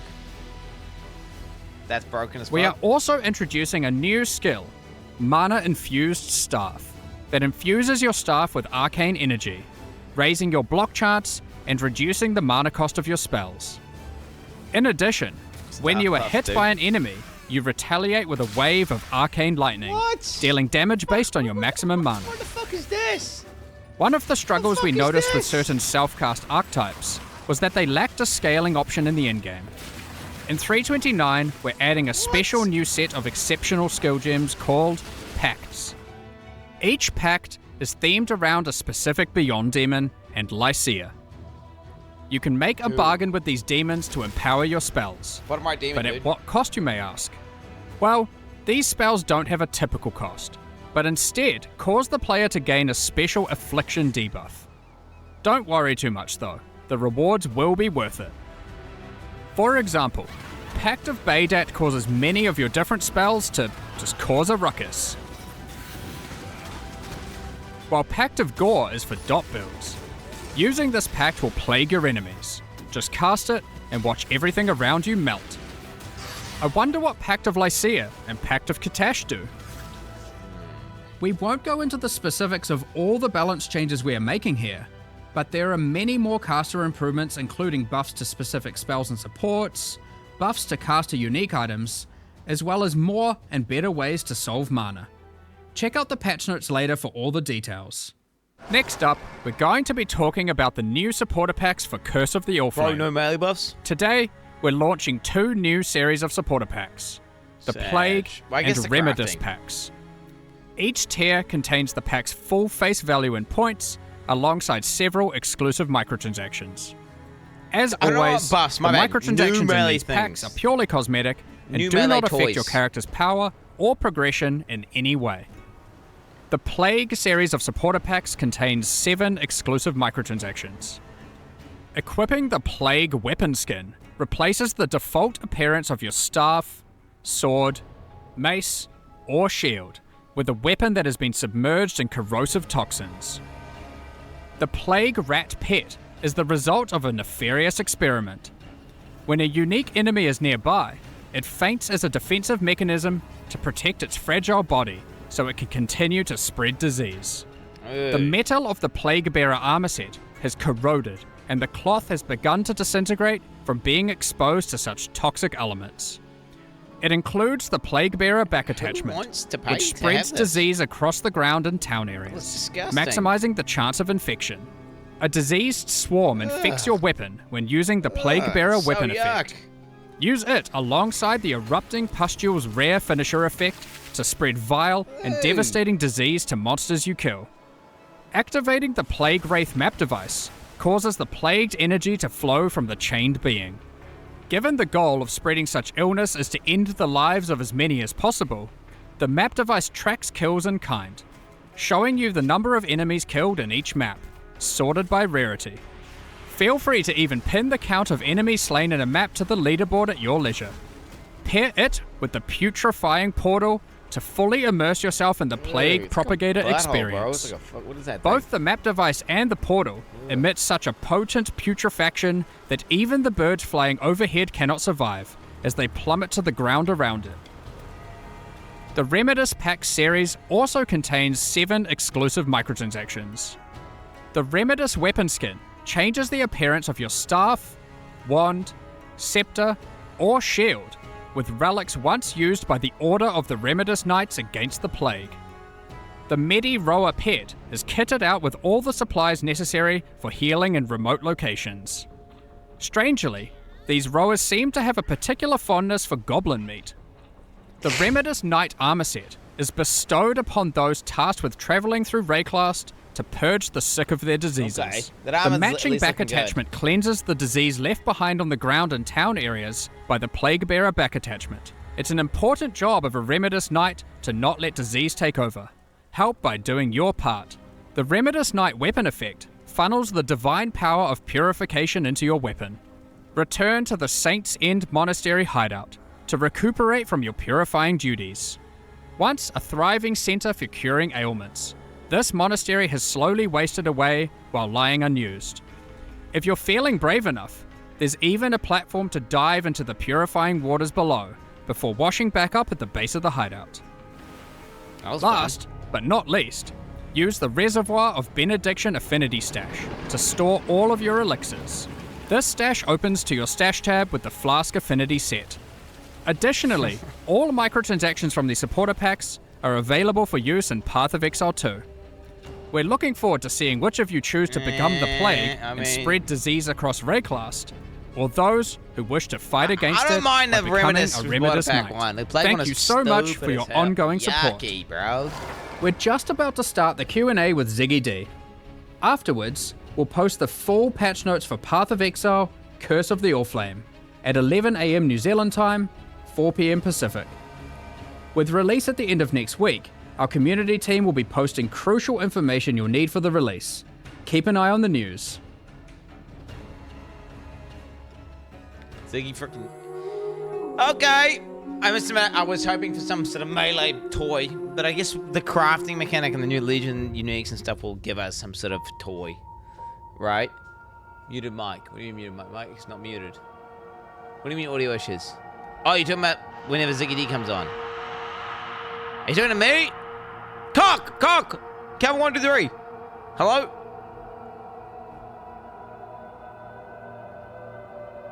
Okay, why are you guys saying my mic? I don't understand this. Why are you guys doing that, bro? String dead. The string. Wait, stop typing pretend F's and shit. You gotta piss me off right now. Okay. Overall, pretty potent. It looks like it's going to be a fun league in terms of crafting and SSF and that new mechanic, but then they got that new boss thing.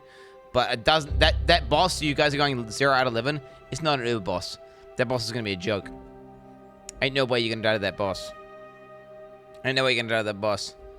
I guess the way they did mercenary rework, by the way, because when they said they're bringing mercenaries back, it scared the shit out of me. Because I was like, oh my god, there's no way they're actually bringing them back, right? And then, thank goodness, they're not actually bringing them back. It's more like a nap notable where Huck comes a new map or something, right? You get like a dude that occasionally pops up, whatever. And then if you want the full-fledged Merc experience, you have to go and Merc Ascendancy. GG. Good way of balancing. You know what I'm saying? You died to a cosmetic belt boss. Yeah, one time, bro. One time, bro. Okay, because of fucking bug. It did like 20... It wasn't like an actual real death. It was like a stupid death. I mean, dude, is it a league where I go spells? Am I like assassin fizz spells, bro? Super high base crit fizz spells sounds kind of fun. Overall, maybe they'll announce some unique as well, which really like makes it be like some sort of belt-defining chase item that lets me like make some crazy shit. But you know, I need to see more tangible shit. I need to deep dive, bro. That's what I need to do. I need to basically go in there, look at each individual item that they're announcing, like the various uniques and stuff, and you know, really see if we can't build around. Oh. G'day Exiles, and welcome back for another Q&A for 3.29. We are joined here by, it's a little bit cozier here than usual. We have game director Mark Roberts, along with lead game designers on Path of Exile 1, Octavian and Andrew. And Andrew, welcome. This is your first time joining us on the Q&A. It's good to have you here. You have been on some other podcasts and things in the past before, but it's exciting to have you all here for the podcast. I kind of want to give people a bit of a lay of the land of like what it is that each of you, like Octavian and Andrew, work on for Path of Exile, so people can kind of understand where your expertise lies, maybe. Yeah, so for Path of Exile 1, I've been working on it for like primarily for quite a few years now. And typically I'll dip my hands into everything and related to the expansion. However, in the last few expansions, Chris has been handling the majority of the league stuff, and I typically handle most of the other bits and bobs. So yeah, for example, in this one, things like Mercenary and Legion and the balance, I would have had a hand in. Yeah, and you certainly did a lot on the balance side of things. It looks like you did 150 skills or something. When the patch notes come out, you'll see the changes there, so. It's a lot. That's a later nuke, so.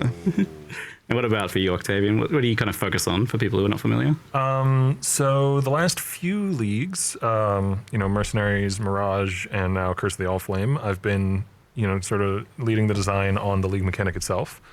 And then basically wherever else I'm needed. So this time around, I did the new Abyss Pinnacle boss. So you can blame me if he kills you. I did a bunch of new uniques. What the hell, Debian? You know, some transfigured skills that'll be in the patch, because that's a pet project of mine. I really like transfigured skills. And probably some other stuff I'm forgetting. But yeah, I mean, mostly the league this time. It's a chunky one. Yeah. I mean, that was where I was originally planning on starting, was like talking about Curse of the Allflame, where we collect chat's questions and then dive into some of the other things, Mirage, Abyss, Legion, balance, crafting. There's a lot of things to talk about today. But obviously the biggest news is the socket color change. It's the one everyone kind of seems to want to know about from what I've seen. It's a weird one because it's such a long-standing tradition, and there is like, I felt like the initial I feel like I should be mad or something, but I was like, but I'm not. I'm curious, like how did this one come about after being unchanged for so long? We actually discussed this change on Mirage launch day. So often on just to give some history to it. So on launch day, when there isn't a burning fire, nice. We're all sitting there designing, like, okay, what are we doing next? What are we starting on a Monday? Like, I know people think we have a long plan ahead. We don't. Launch day is when we design the next set of content. And a thing that we decided is we worry the message now is that PoE 2 is for the new audience and PoE 1's for the existing audience only. Yeah. And it is obviously for the existing audience, like, obviously. But we also want to make sure we're bringing in new players. And we want to make sure that that audience is growing. Because if you aren't growing the audience, it's only got one way to go, right? Right. That's down. Now, hopefully, you can it'd be naive to assume it can just sustain the exact same numbers forever with the exact same players, right? People do eventually move on, whatever. So we want the audience to grow. And so when we actually go and look, or when we were discussing this with Mirage, we're like, let's actually think, why are people, you know, getting into the game and then stopping playing? Like, what are the points of friction and where we're losing the audience? Sockets is a huge one. Now, we had already discussed this for PoE 2 because PoE 2 removed skill gems off gear, right? Yeah. So we kind of already were a bit educated in this, and we're like, but the line we drew, like, some people were like, why not remove them entirely off the gear, like you did with PoE 2? But there are, I would say, I feel this way, and a number of people feel this way, when first playing PoE 1, fifth, sixth, whatever, long time ago. A decade and a half ago. There were two things about the game that really caught me and my group of friends and propagated along, and maybe you guys feel the same way, I'm not sure, which was, I opened the passive tree and fell in love, and I also was like, holy, skills are in your gear and the links are in your gear. That is like, that's awesome. That's so, the innovation behind that is so cool. So not wanting to lose the skills and sockets in gear in PoE 1, I think is, you know, it's a personal line, sure, but I think a lot of people share it, of not wanting to lose that entirely, but also it doesn't need to be so having so many layers of friction. And so obviously you got the numbers, you got the links, and then you got the colors. And often what we're finding is that, sure, seasoned players, veterans, they work around it, sure. But, or honestly, they don't even necessarily, I talk about the gear upgrades, they don't even, sometimes you don't even need the gear upgrades, you know, you can just, once you know what you're doing, you know what you're doing. But yeah, we're finding a lot of players early game who are struggling, who are trying to get those gear upgrades, just can't, and often it's because of the colors. And so we're like, well, we want to remove that friction, but also we don't want to just like simplify it down to nothing, because we still want in-game players to have an access of itemization that's important. And so we're like, we still want the colors to come in. We still want it to be important for upgrading your gear. We want it to be a chase end-game thing players can do. And we honestly think that this hits both of those, and it now allows a lot of people to get into the game easier, make upgrades of their gear without going, I don't know what to do. Like, my gear's been the same since level 3 because I can't replace this, or like one piece of gear or another piece of gear. And because they don't want to break their links or their skills or their support. So yeah, honestly, that's where it came about. And but the broader discussion is like, we need to get people in the door. We need to get people to stop quitting. And we need to have like, when they get overwhelmed and they're like, I don't know what to do, it feels complicated. And this was part of that. So, you know, I wouldn't expect this to be the last change along that axis of us going, let's remove these barriers of entry. You know, in the future we want to make more. But yeah, honestly, I think, you know, generally speaking, almost everyone internally has been pretty positive, but everyone has that, whoa, you're changing this sacred thing. And even we had it. When we were in the room, we're like, oh, are we doing this? Are we allowed to do this? Yo, Chris Wilson would never... You know, like, hold on, do we need to like call a council of the founders here? Like, what are we supposed to do here? Like, can we make this that basically did happen. Like, you guys called around to some of the other sanctioned people. So it was, even we were like, are we allowed? But then also I think it is really important that we can reassess these fundamentals and actually go and say, nah, this needs to change. Kids these days, man. Hopefully it's amazing, and hopefully everyone finds it to have less friction and late game get better itemization and all of that. But you know, these things, if they don't quite land, we're always just going to make another iteration and change it. That's what we do. I was like, so I've done a playthrough of the campaign while here, and I with this in particular, because I had that feeling like, oh, it's so sacred and so ancient. I feel like I was coming at it from an angle of being hypercritical, looking for any potential issues with it, but it felt like it was just so much easier to change gear and swap my gear around. Like, ultimately, that's the thing. You talk about this for a lot for new players, but I see this as like a huge win for long-term players, because playing a game for over a decade, you start to notice these kind of points of exhaustion is kind of what I think of them as, where you're like, oh, this just grinds me down a little bit each league. That is something I did. It was intended for a newer audience, but 100% all the feedback from Alpha, from internal, our designers and QA generally has been like, hell yeah. It just makes the campaign smoother. I'm using a greater variety of gear. I'm upgrading my gear more often. It feels good. And The quality one surprised me a bit because that is actually like pretty. You don't usually interact with quality at all in the campaign. You're not going to get any GCPs until end game, right? But that I was actually kind of looking at the quality on my gems, and I was like, oh, this really benefits from that. I'm getting an extra spark on my spark while I'm leveling, and that so that felt like actually a pretty fun thing to engage with, and getting one socket color here and there felt like a meaningful thing. So it worked out really nicely as an axis for still rewarding getting some of the correct colors. Yeah. Because quality innately is much more powerful on your active skill than it is your support gem. Yeah. So it's kind of okay if you only have a few of the colors, because you put your strongest skill in the you put your strongest gem in your links, which is your active skill, into the color that it matches. And then it's nice to get the other colors correct, but getting the other colors correct is like 5% increased damage. Whereas getting the one color you really need correct, which is quite easy to do, is potentially an extra projectile or 10% more damage or something like that. Yeah, every time a chrome dropped, I was like looking for a good base to drop that on, so that I could chuck my spark gem or something else in there. It has the added bonus of there's another currency that's like it's for like women it's in not the like kitchen. a divine orb level ding when you drop it, but it's nice to see. You're excited to see a chromatic now and then. Yeah, it was kind of funny that like chromatic went from being like less valuable than looks. jewelers and fusings to being the most value out of those now. Yeah, just to clarify, chromatics are much rarer now than they were before. Yes. I won't say exactly how rare they are, but we've made changes to, like, for example, if you vendor a 6-socket item that has chromatic colors, you won't get 7 jeweler orbs, you'll get a chromatic orb instead. Oh, I was wondering if there was some sort of recipe. I thought you guys might keep it secret or something. Oh no, that's the existing chromatic recipe. That still works. Okay. But it has higher priority than the jeweler's Our list, orb one. our list of recipes, if it meets 2 conditions, there's always it has an order of precedence. So we moved the chromatic above the jeweler's. Because it's more valuable now. I see, that makes sense. Did you guys have to mess with quality at all now that there's going to be kind of 30% is just going to be somewhat wildly available now? Like, does that break anything? No, it is basically a bit power creepy, but I think we had to make a number of changes to existing uniques that interact with socket colors, but I think the only one that really got a nerf was Diala's Malefaction. Instead of granting 30% quality to green socket gems, it's now 20%. Okay. But if you put a green socket gem in, it's 30%, which is what it had before. So. And that's my follow-up question is there's uniques that interact with socket colors. So these sorts of things been updated. In particular, I was like wondering, like, do you guys do anything with Tabula Rasa or just kind of leave it? I imagine, I don't know.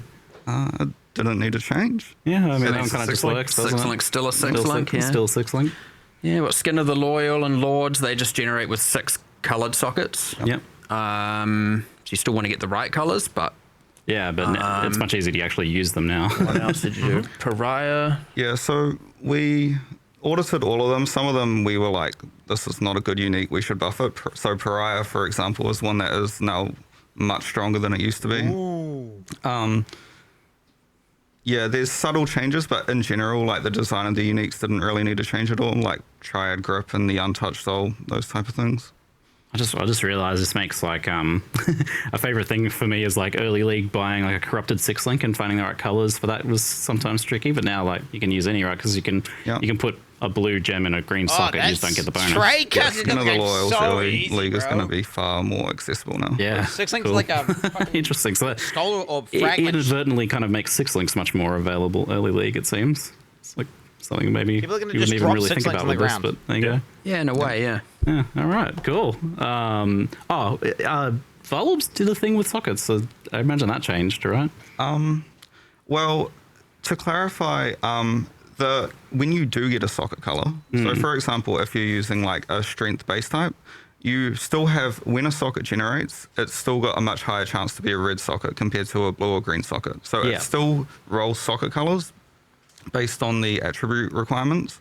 Now, a Valorb does what it used to do before, where when it's generating socket colors, it can still re-roll socket colors. Yeah. I think instead of granting white sockets, now it does the inverse and it grants a colored socket. But that colored socket will just be a random red, green or blue. It won't care about the attribute requirements of the item. So a way to get off colors or something maybe. Interesting.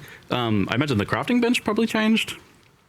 But then again, with chromes being more expensive, maybe it didn't need to. So a chromatic orb guarantees a colored socket, but we also have crafting bench options which guarantee 2 colored sockets and guarantee 3 colored sockets, but for varying amounts of chromatic orbs. I can't remember the exact And numbers. now that they're going to be much more valuable as well, that makes sense. It almost kind of solves itself there.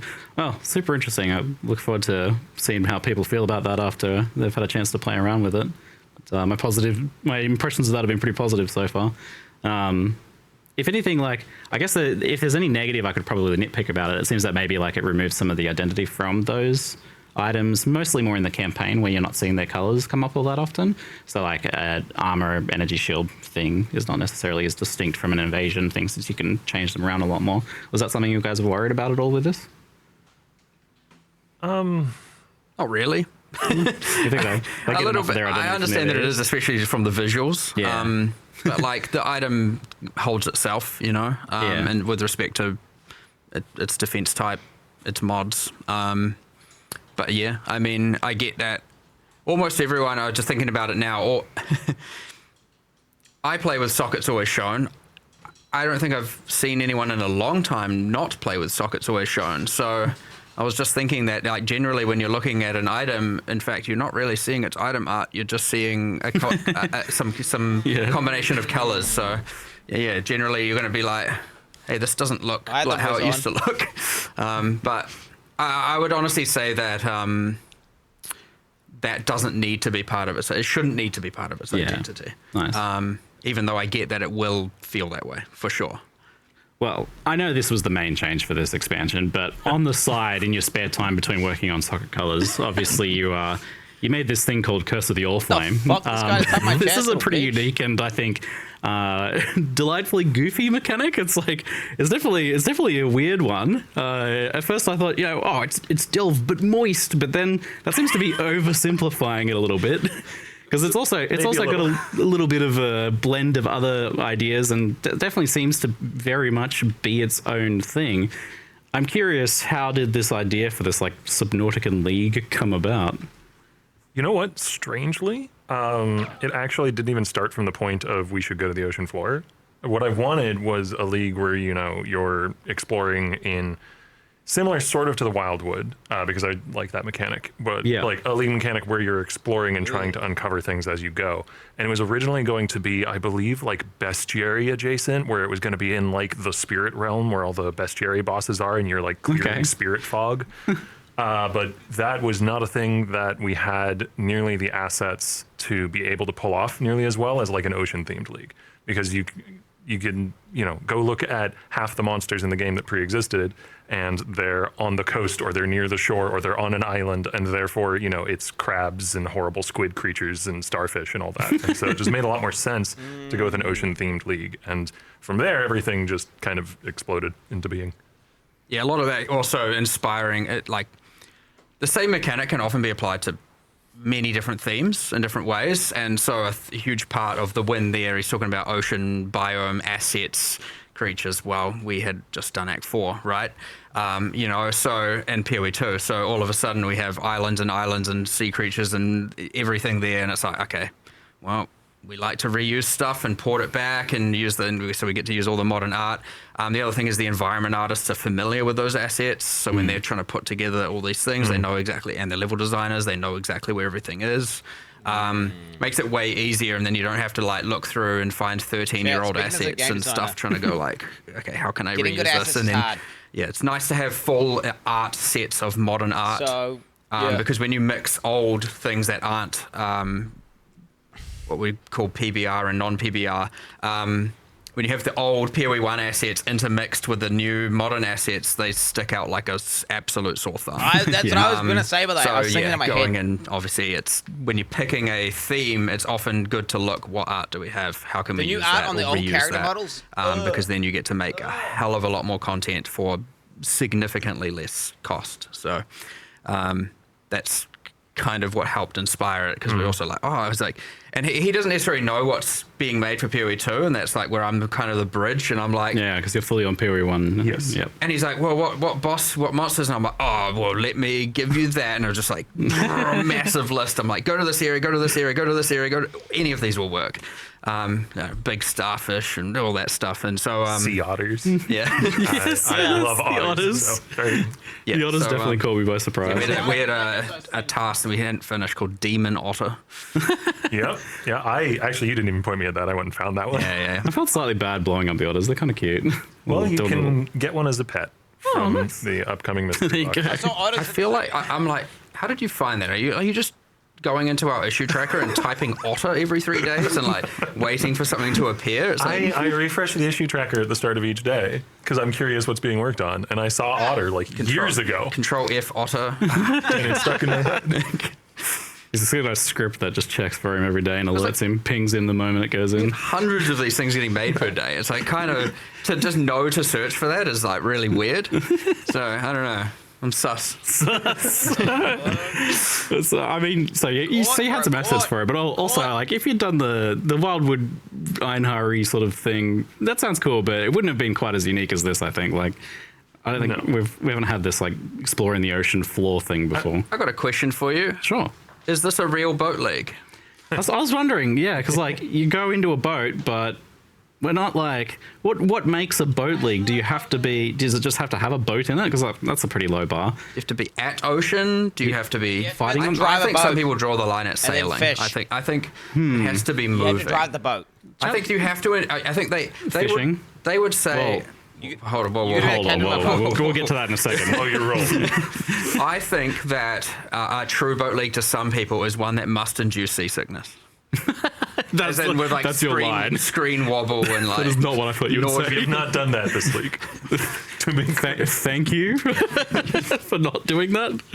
I feel like the true boat league has to have combat on a boat. We're gonna have some boarding actions or something like some boat to boat cannons and blowing up. Access, yeah. Isn't it a town area? I guess you can't like spawn specters or anything. And in the Deepwater hub. Sorry, Deepwater was the working name. In the Curse of the All-Flame hub area on the Sovereign. You can drop items on the floor on the boat. It is technically a combat area, so you could, in theory, spawn specters there if you wanted to. Shoot projectiles out to sea. I guess you can. Sorry, but it was mentioned though, like, does this also count? The same question could be asked of fishing. Does this count as fishing if you're on the ocean floor killing fish? Does that count as fishing? And does this tread on the toes of the existing fishing mechanics, obviously, as well? You would have had to have considered that. Did you confer with the fishing team when you were? I think that going down and killing fish is not fishing. I think that's... But what if you're holding a spear, though? Oh, but we don't have spears, so it doesn't matter. Perfect. Problem solved. So you're basically saying like dynamite fishing doesn't count as fishing then, for sure. It's 100% cheating. It is important for us to clear up this because like we need to always be just almost delivering boat leagues, but not quite delivering boat leagues. So I just want to make sure we succeeded in our goals here. There's this like grand plot of stringing along the PoE community for as long as possible for a boat league. Like that's true. When I pitched the re-theme, Mark was very cautious. You know, like we don't want to give them too much. We got to keep them coming back for the next potential boat league. I see what's going on here. Yeah, it's like there's this tick box of league must have boat, and then indented boat must not move. Okay, that's enough about boat. Okay. No. All right. Anyway. Anyway, so this is a pretty big change from Mirage, which was in map and heavily intersected with like all of the existing mechanics. This is the complete opposite. This is a mostly out of map mechanic, and it's not required for you to understand how it intersects with other mechanics. Is it? I imagine there's like a good reason to kind of like alternate between the two almost as well. Yeah. So. One of the benefits of Curse of the All-Flame is that it's a very straightforward theme to understand. It's something that, you don't really need to have a lot of grounding in the all of the minutiae of Path of Exile to be able to understand, go to ocean floor and find treasure in a submersible. That's just a cool concept, whether you are, a PoE veteran or not. And it's also just kind of me liking to jump between things and work on very different concepts. Like, I can't say any specifics, but we already do have a very rough plan for what 3.30 will be, and it's going to go in a completely different direction as well. So, I don't know. I just have a lot of ideas that go all over the place, and I Good. we like to alternate these things, right? Yeah. Like often out of league, out of map leagues are, they have room to be a bit more immersive. They have there's a whole world there. Yeah. Integrating things into map constrains what they can be. Right? Yeah. Like having a pocket of ocean in a desert gets a bit weird, so certain things can work, certain things can't. I mean, in the same sense that kind of having a desert as Mirage in an oceany biome can feel more like a forest biome can feel a bit weird, it allows you to create a more immersive world. Submersive world. Jesus. I see what you did. Immersive. I don't know. I'm silly. There are some lessons that have been taken from previous out of league mechanics, where obviously the biggest one is that the Atlas tree is this method of investment that can, lead to in Atlas content being able to be juiced to the gills, so to speak. Yeah. And we need a system that's, at least in what's the word I'm looking for here? In analog to that.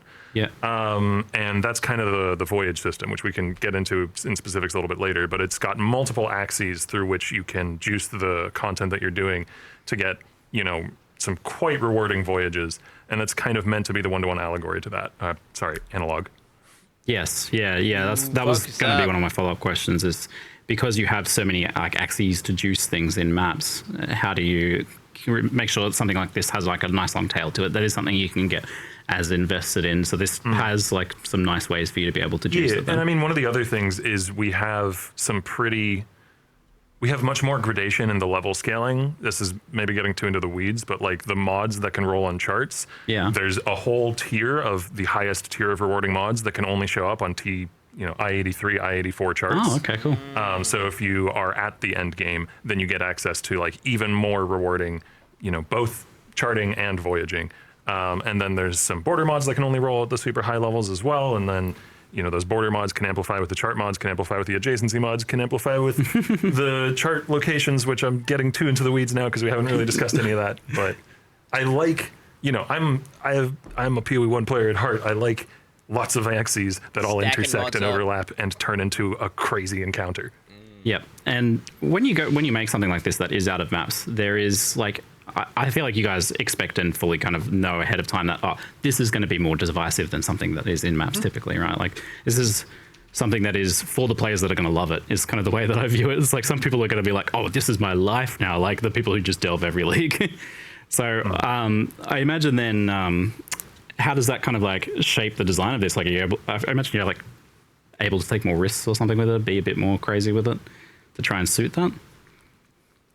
I wouldn't say necessarily. Honestly,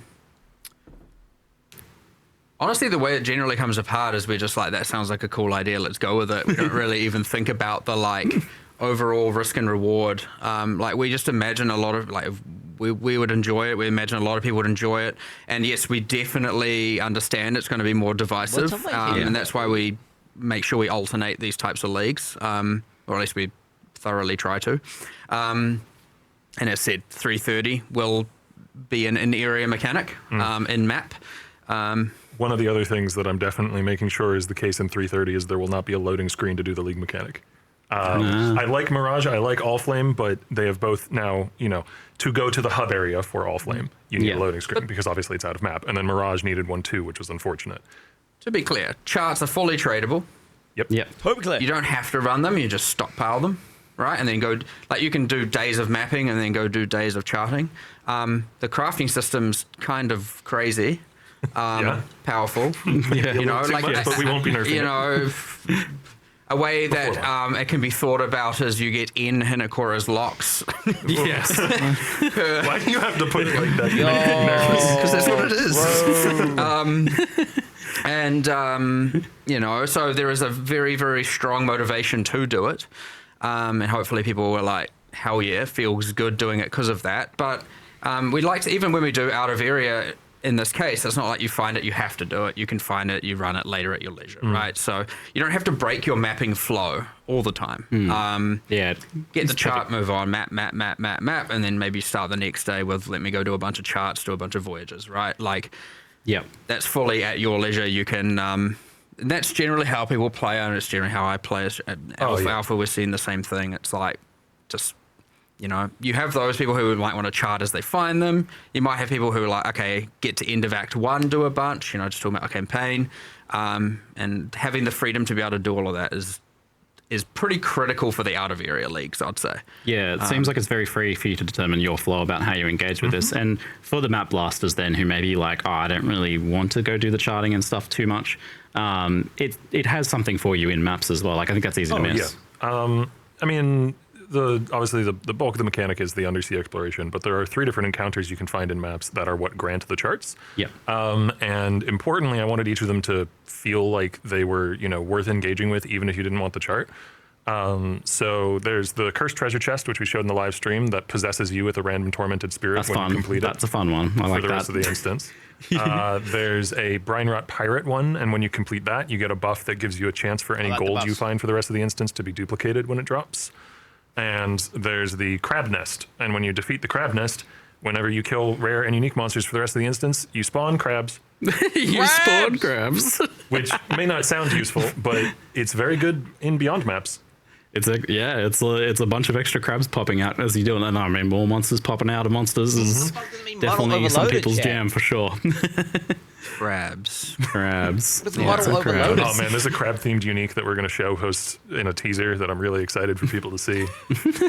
I'm sorry, I'm just baiting people by bringing that up. It'll be soon. I was just thinking, I got to make sure to equip the crab armor set when we play this. Oh yeah, for sure. It's got to be done.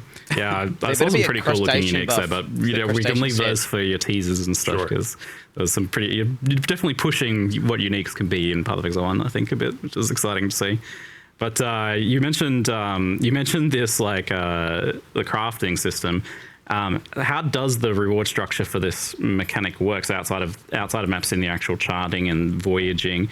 Do certain charts have like certain reward types? Are you able to target farm specific things? So again, this is another point where I wanted to make sure there were multiple axes. So there's the Dead Man's Sulfur, which is the coral green glowing stuff that's in every single chart and voyage that you do. Yeah. And that's the fuel for powering the new crafting system. I like it. And that is fully tradable. So that's like the baseline. This mechanic just rewards this all the time. And then there are special charts that you can find that lead to special things on the ocean floor that can give, you know, any number of, you know, arbitrary rewards, whatever we decide. So there's one that just has tons of chests of currency, which I'm sure people will like. There's one that spawns, as you saw in the live stream, a new kind of mercenary that you can only get from that room. There's one that leads to the, you know, the new boss of the league. There's probably a bunch that I'm forgetting. There's a dozen to 24 of those at least, and we do have some that might not make it into the patch, and we would put in a week later if they don't. So there might even be more coming soon after launch. And then the third thing is there's what we call a scattered object system in the league, and this is why I'm personally really excited to play, because it scatters a bunch of predetermined random rewards, like chests of currency or a chest with a unique, or the message in a bottle that we showed on the stream that you open and it just gives you some random valuable unique, or potentially I think a reflecting mist is what we showed. You know, essences, strong boxes, golden lanterns that give you permanent rarity for the rest of the instance, tons of stuff. You know, we tried to get dozens of outcomes in there, and those are just scattered on the ocean floor, and they give you the feeling of exploring to try and find stuff. You're not going completely blind though. Every lantern that you place has a little indicator on it, and that indicator will point towards the nearest scattered object, nearest reward you might want. So you know where to go to place the next lantern to find a treasure chest or whatever it might be. Yep. Yeah. Something different to say the Wildwood, where you just go, I'm going that way. Yeah. This one at least gives you a guidance to go, I'm going to find something if I go over here. Yeah. Now you don't know what the something is necessarily. You know, it could be an essence monster or a strong box or a chest with a unique in it, but it will be something that you would want. It doesn't. Technically, there are also mines on the seafloor that explode when you step on them. They're not very frequent. The lanterns don't point at those. Okay. You're not getting fully baited. I thought that's what you're getting. I was like, they better not point at those. Yeah, you're implying there's some sort of reward to get. No. They better not just tell some you, sort of reward, sweet release. As again, the comparison to Wildwood there is that it ensures a minimum. You're getting something out of it. Yeah. As long as you follow it, as opposed to like place a bunch of lanterns, you're like, oh, I just RNG'd and got nothing. I mean, for me, it's the most addicting part of the league. Like, I love going in and, you can do a chart in like a minute, maybe 2, depending on how fast your build is. They're really fast. They're quite quick. Yeah. And so you go in, you find 2-3 chests, and then you rush back out, and you do it again, and then suddenly an hour, 2 hours, 3 hours has gone by.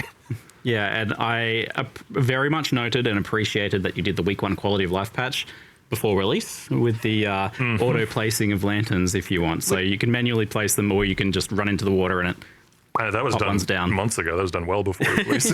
We're trying to do that though every league. Like always think, okay, what are people going to ask for on day 1, day 2, day 3, or week 1? What do they need? And like, let's get ahead of it and do it now. We don't catch everything, but Yeah, you can't do an extent, can you? Yes, but you're definitely getting better at that, though. Has it been a bit tricky to kind of get the feel of this, right? Like, so you've got this thing where you're like pushing these lanterns out, and then you've got the bubble collapsing thing for the extraction as well. Like, it seems like a challenging thing to kind of get the feel for that, right? Yeah, I mean, it's had a lot of iteration. The collapsing part, I do want to specify because, it's something that comes up a lot in conversations I've had with journalists and people at the office and all that. The lanterns will never start just randomly collapsing on you. Like you know when they are going to begin to collapse because they only begin to collapse after you place your last lantern. Yeah, it's not like flares and delve. Yeah. Like So that's you have distinction. You have infinite time to explore the areas that you've placed lanterns in until you place your last one, and then you have to get back to the bathysphere. So never place it's not really like a rush clear speedy mechanic ultimately. Like you can you can do it fast. You can go fast, but it's not like like I said, people on alpha generally are doing a chart in like a minute or less. So pretty forgiving. Yeah. Which it kind of has to be, right? Like if it is if it's overwhelming for any of us, we've probably got the balance wrong because someone's going to come into the game and just be like, I don't know what to do. Like, it is a thing where, rewatching the live stream, I'm like, oh, yeah, I could see people being worried about just drowning all the time. No. And drowning is not meant to be a significant part of the mechanic. If you're dying in the all flame encounters, I would hope that you're dying to the monsters and not to drowning. And that is generally the case whenever, I've died when playtesting and also when I've seen, players playing on alpha and stuff. Drowning is it really only ever happens if you are being playing real dangerous and trying to go out far into the water to try and get a chest or something, which is part of why we have those lanterns pointing at things, so you know where to place the lantern to get the chest in order so you don't have to be trying to do rippy dangerous stuff by going out into the water a whole ton. You'd have to have a serious panic, which to drown is what my perception. Like when I'm like, how would someone drown to this? But it will happen, I'm sure. But I think you'd have to be having a little miniature crisis in order to have that happen, I'd say. I feel like you'll do it once and then you'll learn from it. But if you're a hardcore player, I guess you'll lose one character and then... I only drowned once and I was like, that was a bit silly. I won't do that again. That seems like something to learn from. There seems like there could be a bit of a risk of backtracking with this. Like, people don't really, enjoy long backtracking. But I noticed with the charts, you can a lot of the time you're placing your things in a circle, so you're not really backtracking so much. You end up where you started anyway. But with the voyages, there might be some backtracking or maybe not, depending. So I feel I don't want to sound like I'm overemphasizing this too much, but the charts are quite small. Yes. By the time you've placed you get 7 lanterns once you upgrade your lantern count. By the time you've placed all 7 lanterns, you are maybe a couple screens away from where you started. Maybe a little bit further than that if you go out in a full straight line. So the charts are meant to be really bite-sized encounters. There is technically a small amount of backtracking there, but that is with monsters spawning as you're going back, and it's a couple screens worth. There's a big difference between combatless backtracking and just... Yeah, you're fighting monsters as the bubbles are collapsing around you. It's it's an actual kind of exciting gameplay thing. And it's not even necessarily always the case, I noticed, because in the Voyage sometimes you're extracting basically where you are, as you're leaving. Yeah, so the voyages, they're built out of 9 different charts that you kind of stitch together, and each of them at their center has a place where you can leave. So you don't have to backtrack to where you started in a voyage. That would be insane and terrible. You get to leave at each of these individual chart locations, and like I said, the charts are relatively bite-sized, so that means you're never really more than, say, a screen and a half distance away from a place where you could leave when you want to go. Yeah, yeah. Awesome. So this All-Flame crafting, how did you arrive at giving players like 4 Hinokora locks per craft as your crafting system for this league? Well, actually, originally it was going to be similar. I want to say similar to Harvest. I don't want players to interpret that as like, you know, similar in power level. It may or may not be. But I mean similar mechanically, as in list of specific bespoke crafts that you can do for list of specific costs of that craft. Yeah. But the problem with that is it was just too similar to things we've done in the past. You know, it is essentially Harvest, but wet. And that's not. Damn. We had actually gotten relatively far along in the development of that, and I was just like, this is lame. We shouldn't do the same thing again. Yeah. And so, you know, the idea for the All-Flame crafting splitting into different forms came from the fact that originally we were using the terms All-Flame and Ghost Flame kind of interchangeably in development, and ghost stuff gave me the idea of what if you split into multiple ghostly versions of the item, and what would that mean? Okay, all right. So it kind of came theme first, mechanic second. It's thematically real cool. Yeah, I remember when you came to me and you're like, yeah, this crafting system sucks, we need a new one, and then you had a pitch, and I was like, this is a good thing. Like, some people get very caught up in their original designs and just try and see it through no matter what, and you just get...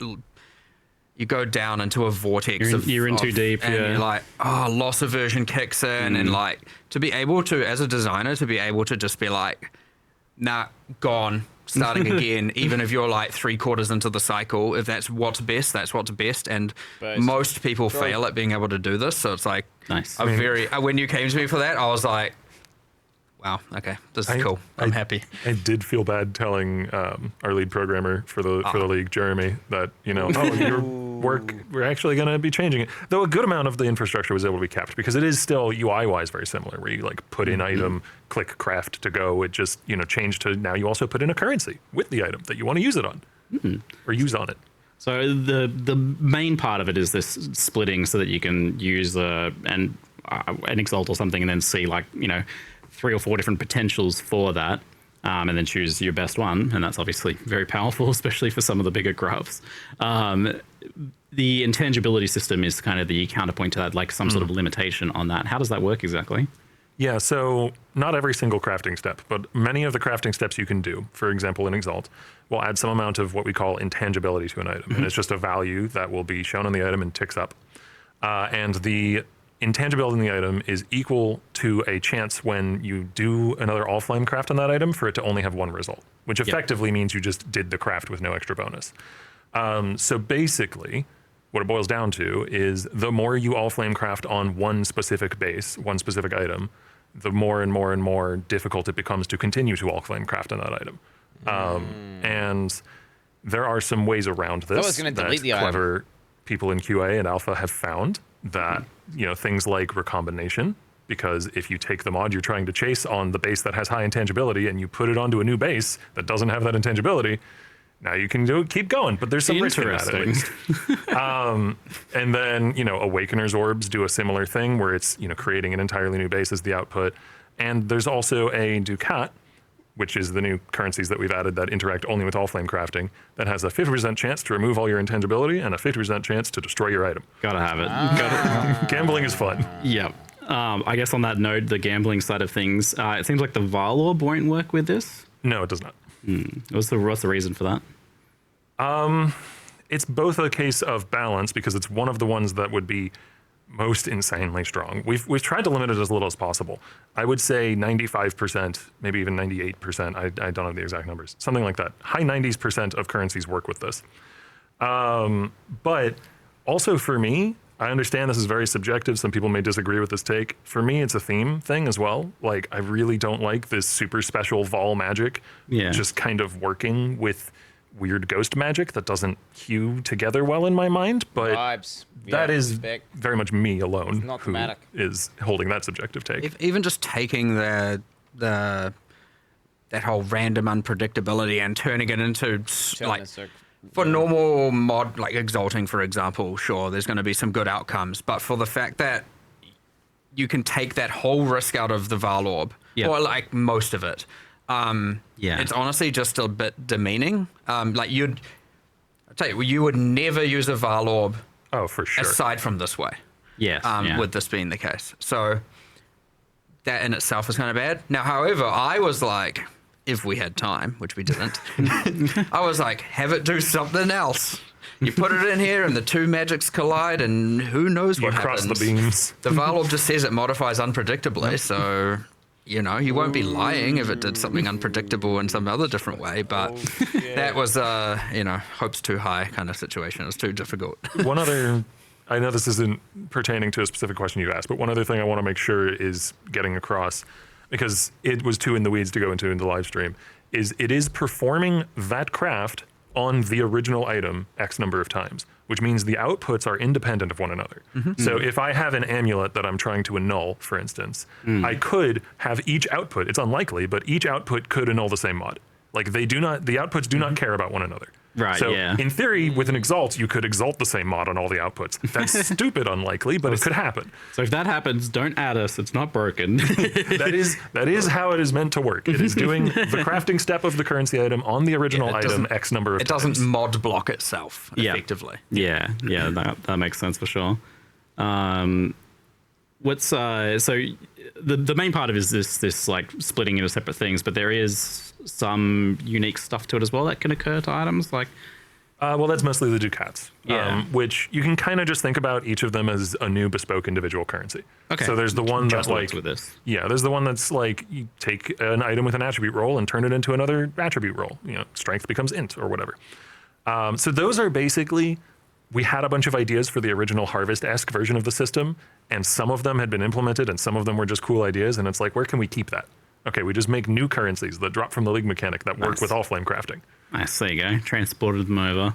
Yep. There's a question from chat about reflecting mist with the new crafting system. I imagine that'd be like Varlorb and that it wouldn't work, but anything that's actually one of the few limitations. Anything that outputs more than one output does not work with all flame crafting because it simply can't. Because it would. There's nowhere to put them. You'd need like a bunch of 2 items things. You'd have inventories all over your screen. You put a Mirror of Kalandra in and then you only get 1 item back. So okay. Technically, this is not something that anyone should do, but technically a Scouring Orb works. Ooh, nice. Why? If you want. If you want, I guess so. I'm going to do that. Sure. I'm not muted, bitch ass. I'm just absorbing the conversation, mate. Yep. That base type, that's exactly the same as that base type. Look, no, this one looks better than those yap ones. over them. It's bad. Take number 3. Maybe. Can have any one of those you want as long as it's scoured. A side note, thanks for the attribute swap mechanic as well. Like I saw the Ducat for that swaps attributes. One of my favorites is the resistance swap. But just like fantastic addition for like gear puzzle solving and for making it easy to like swap your gear with stuff you find as well. Like there's a lot less gear lock in with the resistance swap, and I think attributes will help that too. I kind of wonder if there's like other things like this that might exist. I can't think of any, but isn't there in PoE 2 something that allows you? Maybe I'm wrong and this didn't make it in. Which in that case I'm sorry, but something that allows you to swap like cold damage on a weapon to being fire damage. Yeah. So that would be the one other case. That's not quite the same though, because that is more changing the identity of a build than it is just solving a problem in a build. Yeah, I kind of view the attributes and resistance as that problem solving sort of thing for sure. No, the attribute one is actually slightly more interesting because what it allows you is if you have a strength body type, then you can swap it to dexterity or intelligence, which is like technically something you can't actually do. See, I would have expected it to obey the rules still, where it like can't do that, but you can actually just swap them to any. Nah, it's the All Flame. It's like older combinators. The All Flame doesn't care about the rules. Aside from except the rules that it has. Except for Varlorbs and yeah. I guess the one caveat is that it doesn't work with hybrid attribute my laptop rolls. by putting it on my lap. So it won't do anything with all attributes because there's nothing to swap it to, and it won't do anything with things like that give plus 10 strength and dexterity. It only works with, giving one attribute, turning into giving one of a different type. Yeah.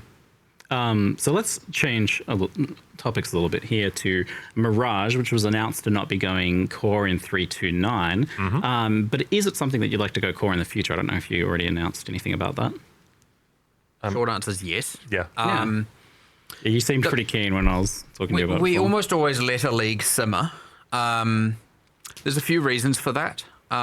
We like to have our, this is a more production internal thing, but we like to have our live realm be as close as possible to our internal realm. Yep.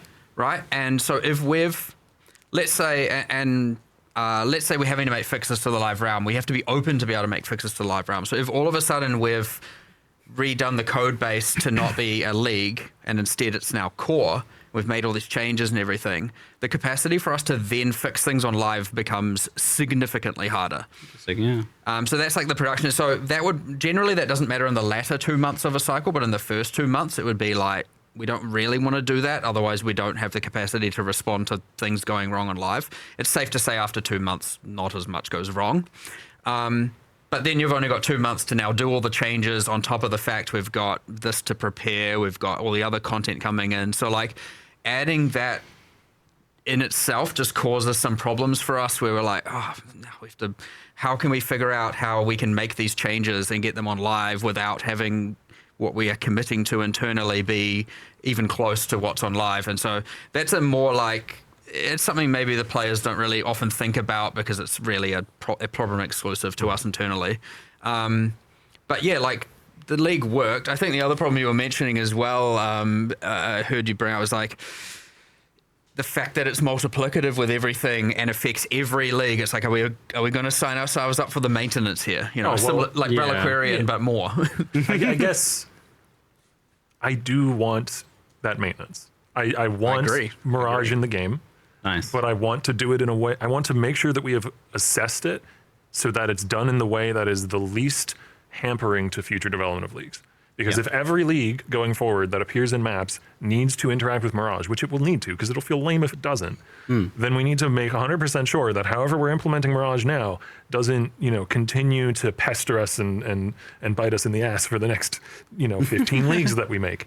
So I think it's very important that we, carefully take the time with its implementation. There's even the question of should the active league get manipulated by Mirage, or will that make Mirage feel 100% mandatory because the active leagues in every area, and it, so you're kind of like, it's getting into that realm of like when we had passives for the active league on the tree and they felt mandatory because it was always there, and it's like, got to be careful with that. So probably not, unless you can do it in a way that's flavorful and not necessarily rewarding.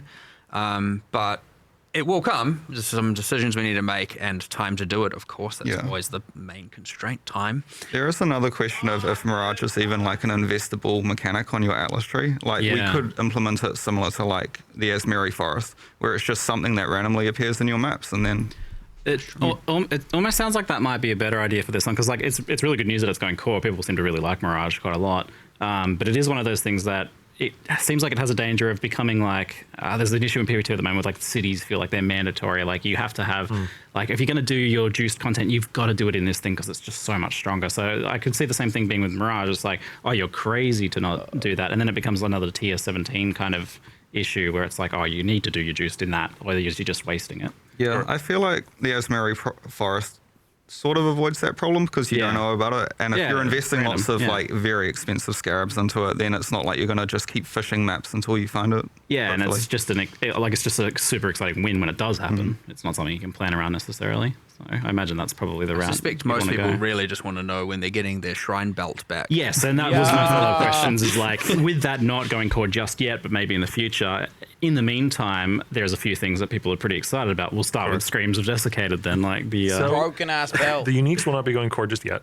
There are a few other bits and pieces from Mirage that will be going to core though. Just earlier this week, I added Atlas passive support to Heist for the blueprints that have the special implicits that guarantee certain rewards at the end of blueprint wings. I think Andrew did some stuff as well. Yeah, so in sort of where like volatile Valorps are super cool. Yes. I wouldn't want to just... Yeah. I think what we'll do is we've currently moved them to Sanctum, so it's a way of making Sanctum more rewarding. A bit more unique as well. And I feel like if Mirage goes core, we will probably keep Volatile Valorbs as a Sanctum exclusive reward. Right, yeah. The other one that we moved was the Crystallized Rancor. That was the one that enabled all the new, like, the minion harvest craft that comes from a new Atlas anomaly. I think it was in the live stream. There's like the big harvest is returned. So when you get a boss in one of those, they always drop the Crystallized Rancor. Nice, cool. And this is that was good. I like that best step. I don't remember what it did, but I remember using it. Always been a goal to give each thing their own rewards. We are doing more and more and more of that, and people, you can see that with like Legion and stuff like that. So, by the way, and we have a goal there, which is ultimately two things. One of which is certainly more ambitious,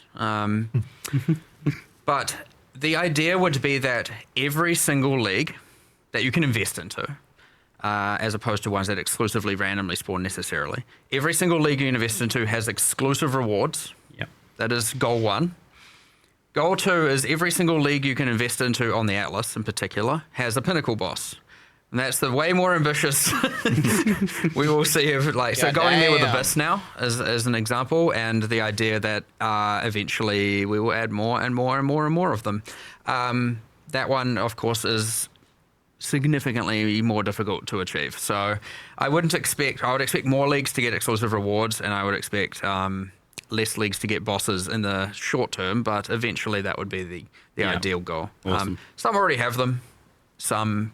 And by the way, I wouldn't consider Bestiary's 4 spirit beasts a pinnacle boss. No. Like, they're just some animals that are ghosts. Like, it's not, because it's too dated, it's too old. Yeah. I mean, there's even some more recent leagues that don't quite live up to that. I would love to explore what a Mercenaries of Charthus pinnacle boss means. Ooh, no promises anytime soon, but just personally, I would love to see what that even is. Yeah, of course. I've got ideas.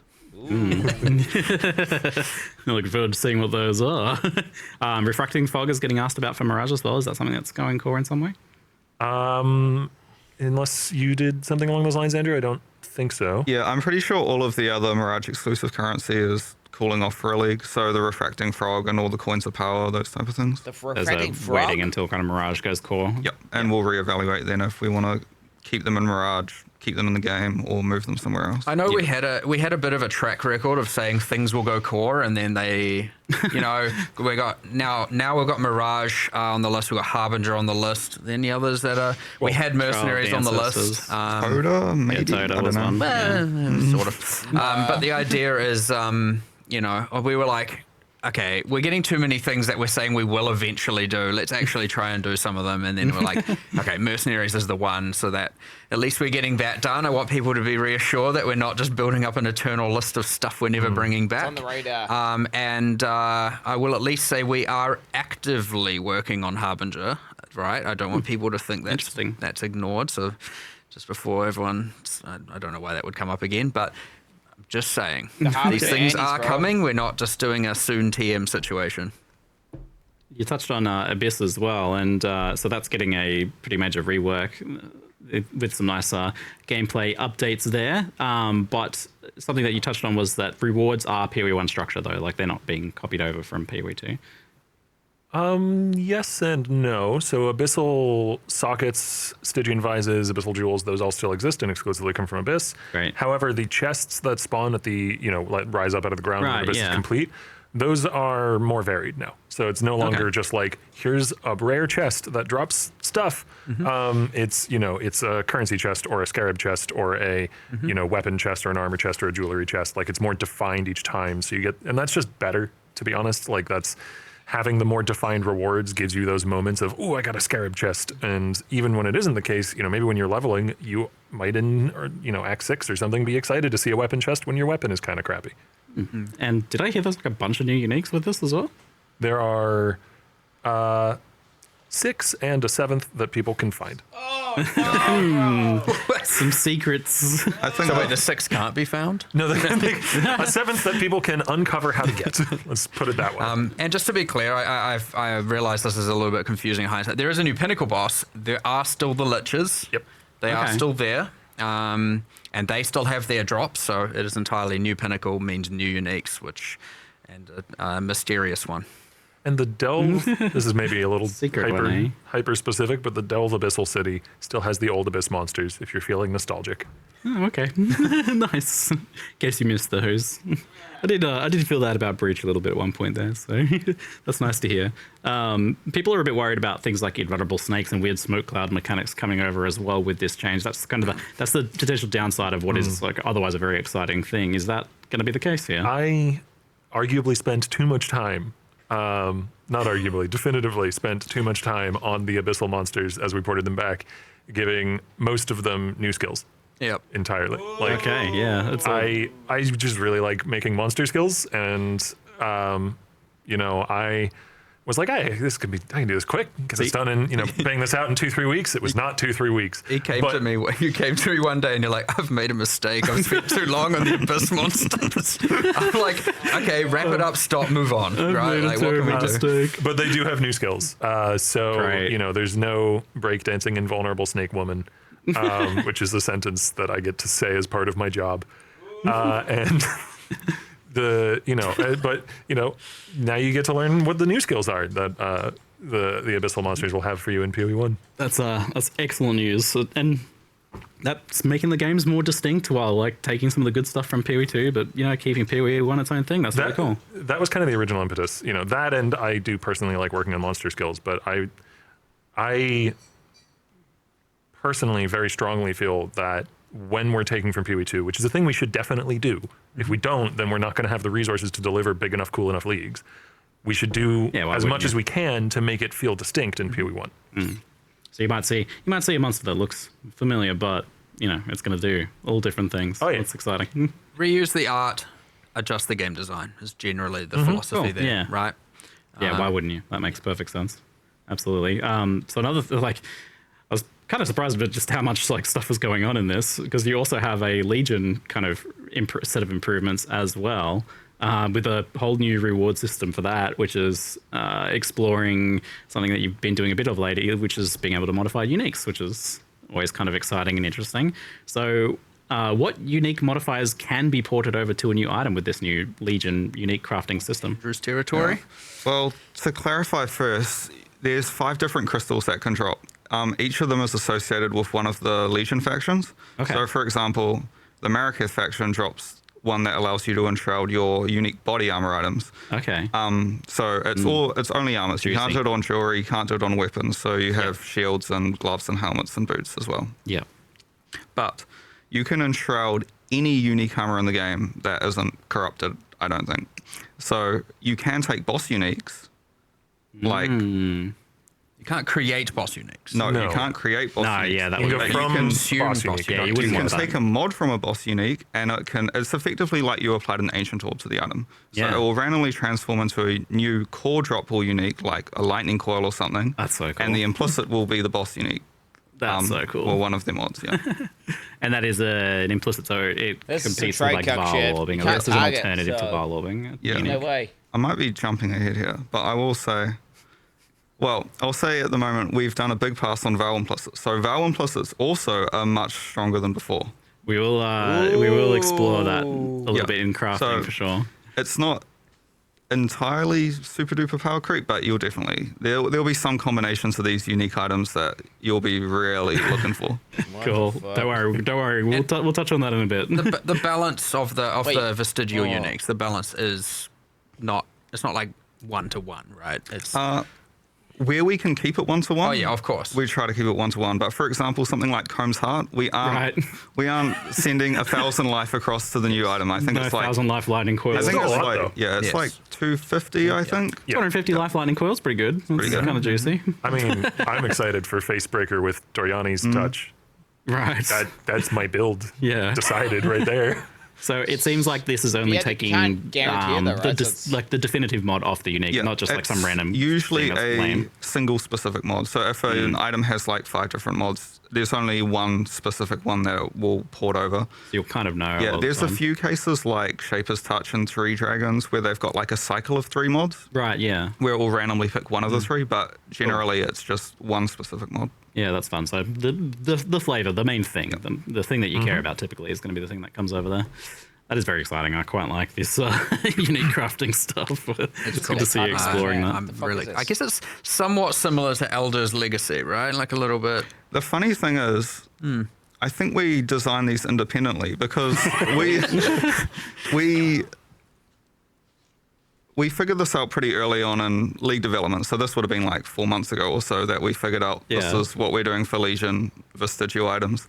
And then I was talking to David, who's one of the PoE2 designers, and he's like, oh yeah, we have this really cool thing where you can put a rune that takes the unique mod and puts it on another unit. It's like, what? You stole our idea. But it does feel very different, to be fair. Yeah, I feel like this same concept is like all of a sudden being explored from a bunch of different angles by different people, which is kind of cool because you're going to arrive at a bunch of cool ideas that, you know, eventually you can. It's the actual literal case of the great minds. Well, just minds think alike. I won't say we're great. We're just, we're just minds. Come on. So that is like a pretty exciting new thing that you can do with Legion. But with incubators being removed, which is kind of like the base, a lot of the baseline reward for Legion, doing Legions in maps, do you feel like the raw reward value of Legion will still be there? Is that being kind of compensated in some area? Yeah, well, personally, last league I actually ran a lot of Legions, so I knew like the pain points especially. Yeah. And I was flooded with so many incubators. I literally had to filter out like 95% of incubators. Yeah. Very few of them I felt like actually gave much like value, and I just was annoyed that every few maps I needed to apply 10 currency incubators. Yeah, I think this is a good change. So I don't think you're losing too much. You still have all the other reward icons. Like, another thing to note is, I think it was mentioned, is like Abyss Jewels are now exclusive to Abyss. Yeah. Talismans are now exclusive to Talisman. Yeah. So Legion has a smaller pool. A smaller pool of rewards means you are seeing things like currency rewards, scarab rewards, unique rewards more commonly because we've removed those other rewards. Right, they're not being replaced. Like, instead of a random incubator that you're filtering out, it's going to be a currency box or something instead. So, okay, that makes sense. It's a nice side benefit of this whole, you know, ongoing effort to get each league mechanic to give its own special thing exclusively. Yeah. Because it kind of incidentally buffs the rewards of other league mechanics too, you know? Like, were you ever really excited to see an Abyssal Jewel from Tujin when you rerolled his shop? You won't see those anymore. And now you might be excited to find a high level Abyssal Jewel from Abyss because the market isn't flooded by 1,000 people clicking reroll on Tujin every day. Yeah, this is absolutely the right move. It gives people their niches, their little thing to be proud of. Like, I'm supplying the Abyss Jewels to the market. When it comes to like conceptualizing this, I know like Andrew came in, he's like, I got these pain points. I want to improve some leagues. And I think the thing we're trying to do here, and I hope, you know, it's something in place. But instead of going fix a little bit here and a little bit there and a little bit there across all the leagues, I'm like, nah, let's just go all in on a league, do the exclusivity, give it an identity, be it a pinnacle boss or a reward system, upgrade it to uniques, fix all the problems with it, full fresh coat of paint across the board, and also quality of life, any just like, you know, the whole you couldn't break out, you had to find the last monsters when breaking out a Legion, and now you don't need to, is like honestly a huge difference. Yeah, that was me last league. I'm just cycloning through the whole Legion, and I'm just going back and forth over it multiple times, being like, why won't you start? Because I haven't tracked down the last monster hiding around a corner. But we're trying to just make like quite good packages out of these upgrades, as opposed to just like, it would have been really easy to just fix the few, like that problem and a couple others with Legion, like getting rid of the icons, so you don't just have those arcade style reward icons covering your screen in domain, you know, all that. But then we're like, well, while we're at it, new reward system needs it, and you know, with Abyss we're also like, new pinnacle, why not, because it needs it. And and we kind of hinted towards some ominous mastermind of Legion there, so you can already see we're heading in a direction towards more to come. Yeah, cool. But I hope players enjoy the more grander reworks as opposed to like what would just get lost in a few almost bug fix patch note style things across the board. So even though some leagues, because I know a lot of people can go, what about this league? What about that league? What about, like, our idea is to just, we got a new league. Here's a couple of leagues we want to improve by giving them identity, fixing everything, addressing the gameplay concerns, and we're just going to cycle through them. And I'm sure by the time we get to the end, we have to go back to the start. So Legion rework Infinite to 2029. .com. Jesus. There was a weird question from chat there. Can foul-born unique mods become vestigial unique mods? That would be kind of wild. No, I think that's the other restriction of the system. You cannot use the currency on corrupted uniques, and you cannot use it on foul-born uniques, because it's sort of like a different sort of magic. Right, yeah. Okay. They've been defiled in their own way. Yes. Jesus Christ. Not crossing the streams. Things would start to get pretty complicated pretty quickly with that sort of thing, wouldn't they? Another thing that's been reworked and indeed come back is mercenaries. There's a long list of stuff going on in this expansion, isn't there? So to clarify, the base mercenary mechanic is now that you fight them in a zone and then they help you for the rest of that zone, not that you can then like hire them permanently on any character, right? Yeah, so they'll start showing up in Act 3. There is a change that we want to get in. It might not get in for the patch, but in the campaign, we do want to see if the mercenary can follow you for multiple areas. Oh. But if you, so in the campaign, it's like you find them in. Yeah, you wouldn't want that. You wouldn't want that in the end game, would you? But like, in the it doesn't campaign- really work because they have to go from a combat area to a combat area. Yeah. Okay. You can only have one temporary mercenary at a time still. So if you find a mercenary in one area and then the next area, don't have you aren't taking a full party with you. Yeah, undecided if that will get in time or not. Okay. I did definitely notice that you have buffed them, like, because they're now this limited thing. It seems like you're just like, well, let's make them ridiculous. Like, Well, they're stronger than me. The main thing with temporary mercenaries is you cannot tweak their gear. Yeah. And because you cannot tweak their gear, we can make them much stronger than before because we don't need to balance around you giving them 1,000 DPS axes and Doyani's prototype and whatever else. Yeah, they seem to be powerhouses. The I'm good like, thing is okay. we can balance permanent mercenaries and temporary mercenaries completely separately. Yeah, and that's really cool. And that's the other thing. So about? you can now get permanent mercenaries through the Luminary. And I feel like this is the most interesting, unique ascendancy possibly ever. I feel like I maybe lied I last would have raged out time of we my head. added the last Scion class where I said we'd add another one after 13 years. You did, yes. Turns out it was 6 months. My bad, give or take. So, sorry, apologies for the dishonesty. I'll forgive you on this one. But yeah, as you were going, sorry. It's like so the Luminary allows you to permanently hire a mercenary, and then there are like it's scaled back a little bit in that you need to say, oh, I care about them having unique gloves, so I'm going to allocate that point, or I'm going to mix and match those guys. So it seems like you've put some kind of effort towards making them a little bit more balanced, but this is like a super, I don't know, this is a super interesting ascendancy because it's got like a really long tail on it. Like you can keep finding new mercenaries as you go long term, right? It's also interesting if you're not a luminary, because if you find a really good mercenary in a map, you can itemize it and trade it to a luminary. So there'll be a market for farming mercenary for other luminaries, assuming you know what the very valuable mercenaries are. I can't wait for someone to buy like an ultra expensive warrant, because that's what the tradable thing's called, the warrant. And then they're like, yes, I get to hire it, and then they just die. Oh, no. I'm like, oh, no. You're evil. I thoroughly love where the Scions now ended up. Yeah. The 3 classes it has. You've got the Reliquarian, which we teased yesterday, day before or something. Yes, the new we've shown the new ones. You got this, like all 3 classes. They're seen obviously as a bit more, but there's still many permutations. There's still 3 very unique classes. Yeah. Insane build variety. It ended up just being amazing and special, and the Luminary just is the icing on the cake there, honestly.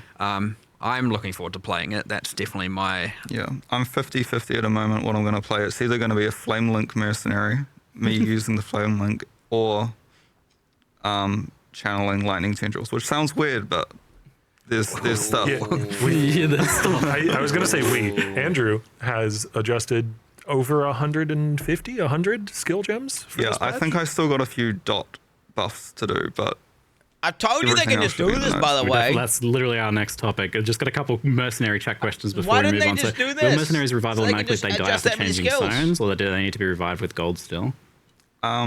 they still need to be revived with gold, So and it's the the old same shit system melee as before, skills. where they'll turn up in the next area. Yeah. Okay. Did you guys But their survivability has been... No, I don't think it's been messed with too Get much. rid of these I think it should disgusting be all emotes. good. Okay. You will need to put defensive gear on them, I think. I can't remember. It was too long ago when I looked at the balance for the... Figure it out. Did you guys like improve the UI or something like that? I feel like it was like a bit better or something. I don't know.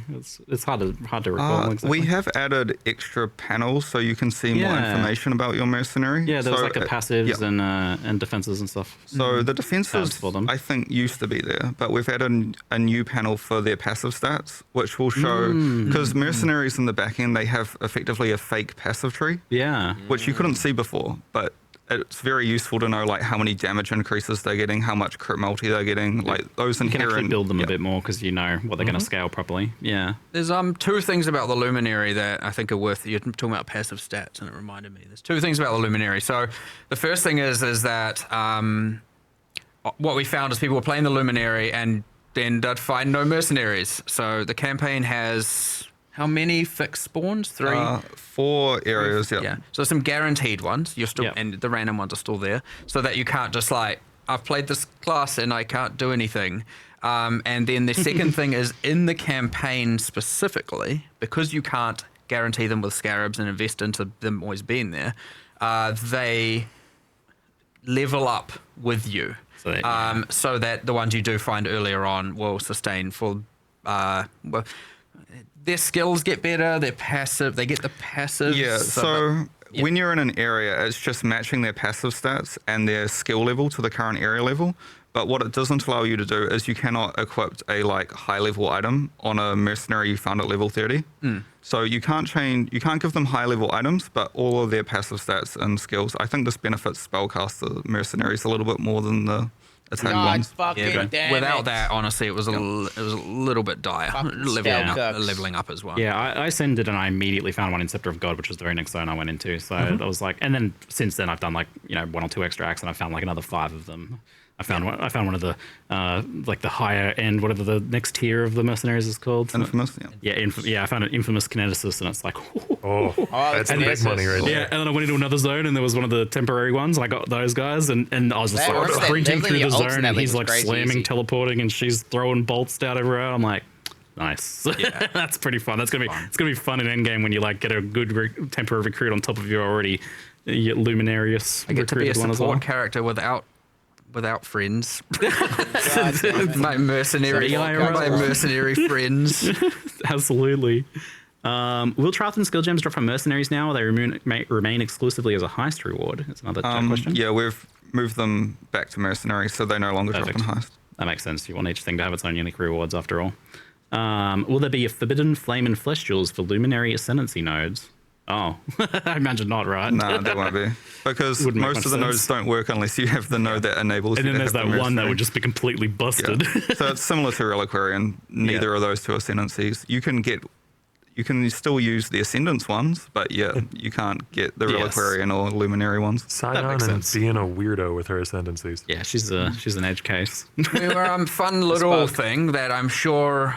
Well, so we were just discussing this before because you experienced it out here, where a lot of players probably have forgotten, but for those who remember the first time players have to actually go and unlock the Scion to be able to play the Scion. Yeah, I had a fresh account here, so I was all of a sudden like, wait, what? I forgot about that. You guys have removed the Scion? Because who actually remembers that from whatever, a decade ago? About 10 minutes ago. So obviously when we announce a class like this, a lot of people who are going to start playing the game are going to be like, I wanted to play this thing and I don't know where it is and I don't know what to do.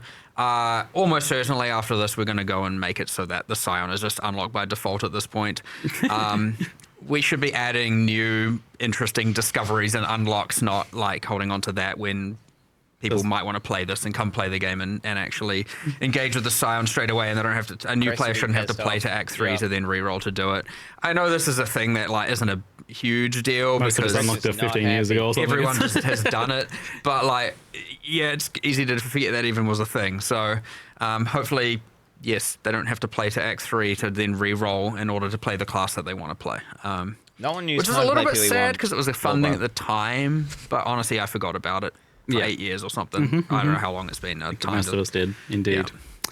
So, Andrew, you did some work on skill balancing. It seems like hand casting, aka self-casting, was a big part of the focus. What was your kind of like goals with skill balance this time? What have you been working on here? Yeah, well, it's a couple of words that keeps cropping up over and over again. So we sat down and had a look and figured out like what are the problems with hand casting. It's like what are all the different things we can change. Like the other I mean, day? the general thing What? from my point of view is I think hand casting is like not bad in the campaign and like early campaign, but I think it falls off quite a lot in the middle game.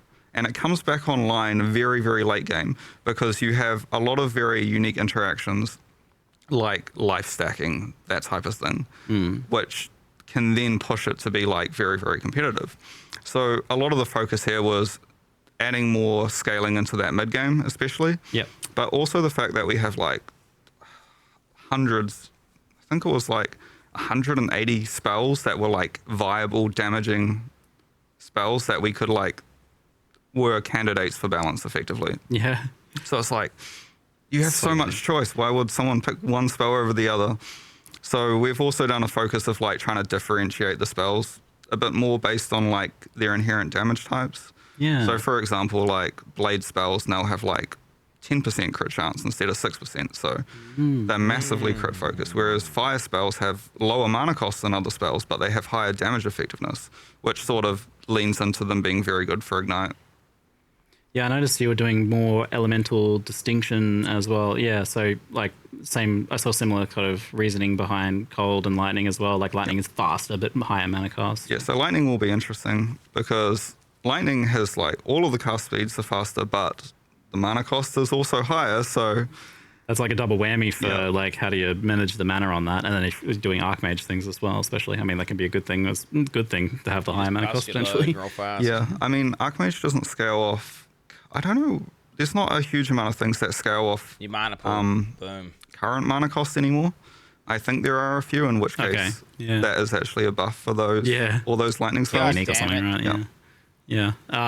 So that's a bit stronger distinction there. I saw you're also kind of like, any kind of pure ice spells are getting a chance to freeze, and I saw a chance to shock going in. It's like, why doesn't this skill have 25% chance to freeze? Yeah. The annoying thing that I found with freeze is that like, it's such an inherent part of a cold build's identity. Yeah.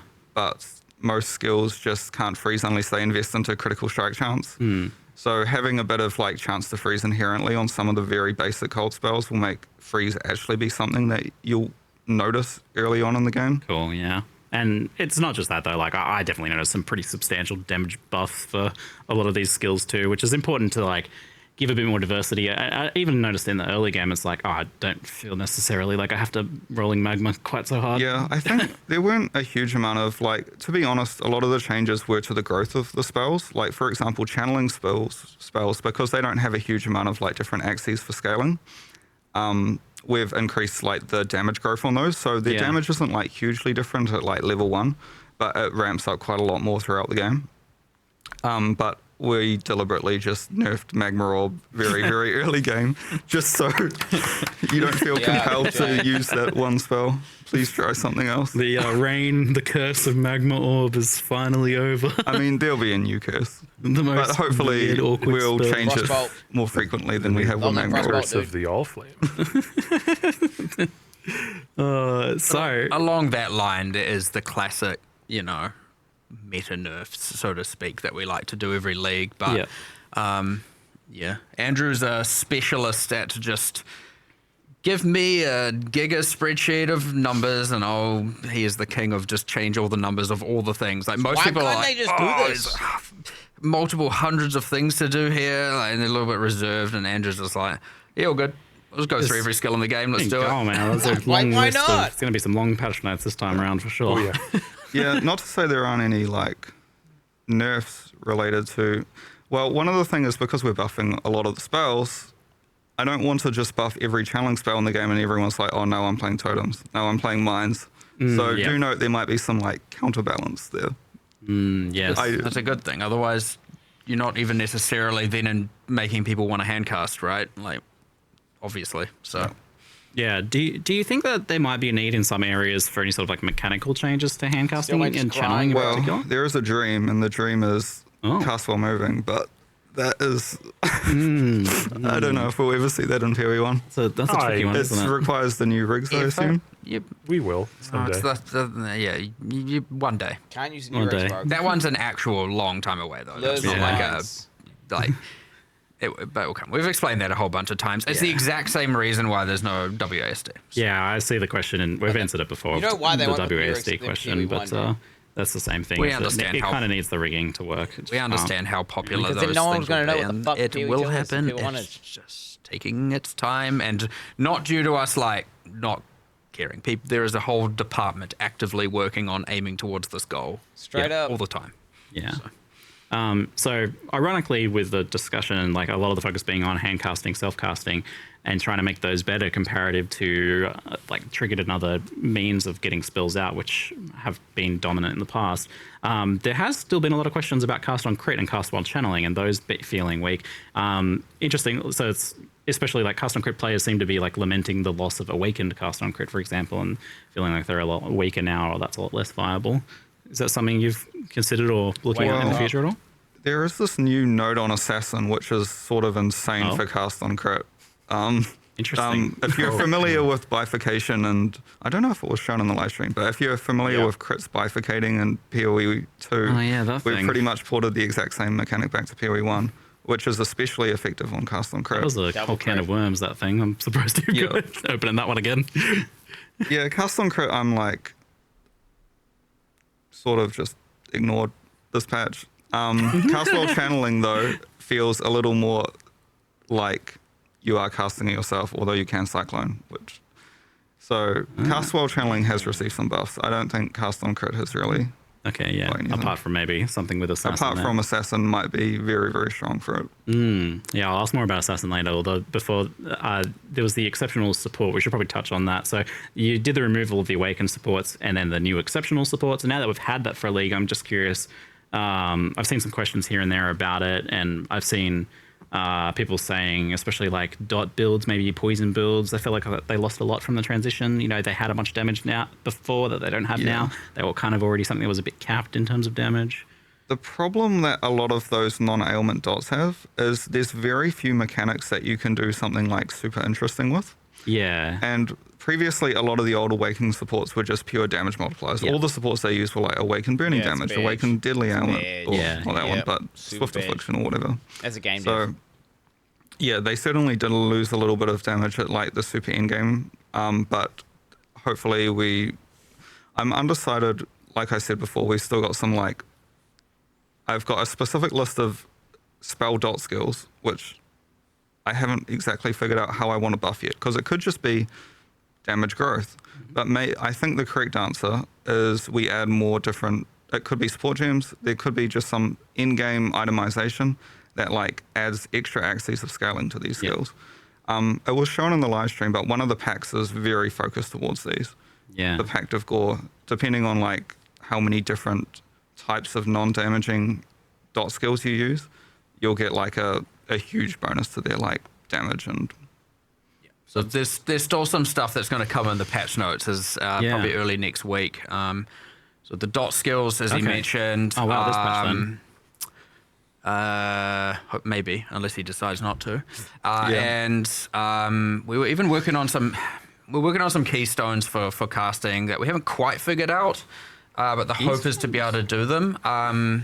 Like kind of one for fire, one for lightning, one for cold, something like that. Wow. No promises, but they're close. We're like 80% into solving it, and there's just a few bits left. But we didn't want to add something too kind of convoluted, and so just trying to find out how to simplify them and make them feel a bit more fundamental, as opposed to just like a confusing mess. And if some of that can just be a matter of descriptions, which.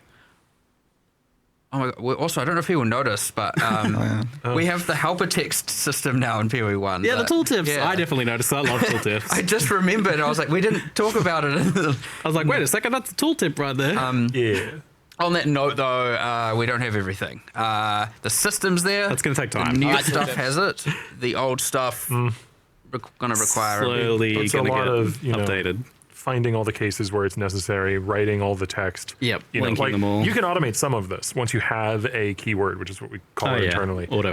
You can go look for all the places in the game that use that word that you're trying to keyword. But the actual writing of each individual keyword, that needs to be done manually by people who understand the systems, and is also very exacting, because Path of Exile is a very precise game. And so if you have slightly different wording, it can mean a wildly different thing. We only let a few people in-house actually write these things because we want to make sure they're very consistent. Yeah. You see in some games where you've got descriptions and it's just, you look like each developer wrote their own variation of it.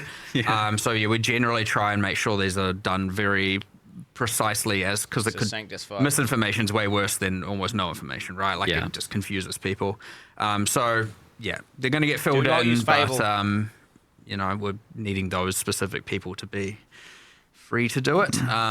But it's a good QOL addition to the game and good for onboarding as well. And so that's just random pivot, but I just remembered that when we were talking about the keystones and describing them. I see chat bringing up nearby. Did we get that nearby? Oh yeah, I was going to mention the highlight, the circle. Oh yeah. So I think what we're going to do is we're going to do a restart patch, like a content update, maybe a week or two after release. And for that, I have a plan where I'm going to unify all the nearby keywords. Oh. So nearby, close, present, proximal, all of that stuff. Wow. And then it will all be keyworded, and you'll be able to highlight the keyword, and you'll get the nice little ring around your character. I just want to clarify, because people got confused about last time. When he says restart patch, it just means a patch and where the realm goes off and then back up. Just to be clear. Not resetting. I saw last time people going, what do you mean there's a week one league reset? As in, there are some changes that won't work unless the client has been restarted. So it just forces everybody off the game. Internal terminology leaking out. About client server. Imagine being like 2 hours and it was ziggity and you and not knowing that. Oh, that's good news though. I've seen us, we refer to it as a restart patch internally, and I see some people, rightfully so, misinterpret that as a economy restart or something. I'm like, no. You don't need to do that for a tooltip. No. Not usually. The new league mechanic, tooltips.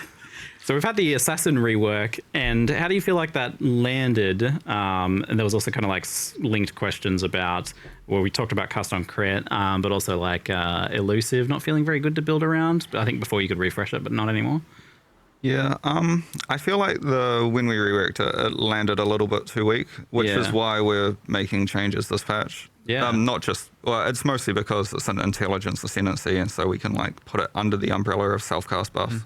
But do note that the death marked node, the one that is applies assassin mark, that has also been massively buffed. So cool. If that node is much stronger for attack builds, then hopefully assassin is also viable for them too. Control F assassin in the patch notes then. That's good news. Yeah, because I was doing a little bit of research on that, just kind of see where it landed, and ultimately it was like 2%. It seems like the shadow ascendancies in general are all a little bit low. Yeah, I mean, we do sometimes look at PoE Ninja just to see like the one or two authority on this. Yeah, we often have our we make sure we address the least played class or two, but because some of these, we just instead went with more of a not to say they aren't, but folded into the hand casting thing and do spell casting adjacent stuff instead. Yeah, related to the assassin questions, a few people have been asking about daggers and claws. Daggers in particular feel like they lack a bit of an identity. Like you would expect them to be the highest crit thing, but in many cases that seems to not be the case. And a lot of the times it's like, unless it's a unique, it's like, well, I should just use a claw instead. That's going to be better. One of the things that's going to be in the patch notes is quite a lot of caster itemization changes, particularly to like staves and daggers and wands and scepters. So one of the things with daggers is they're implicits. We just had a look at them compared to like wands and scepters, and it's like you're kind of weak. Yeah. So all of the crit chance on dagger implicits has been buffed. Nice. And then the changes that were related to wands and scepters generally proliferate to daggers as well. So rolling caster daggers will have a bunch of improvements. As attack daggers versus attack claws, the only real change there is that daggers have slightly more crit chance. Yeah, I imagine that's a bit out of the scope of this current one, since it's not the focus now, but something to look at in the future. It's the same thing where we try and pick a package similar with the league reworks, for sure. Instead of just bits and pieces all over. We're like, something cohesive.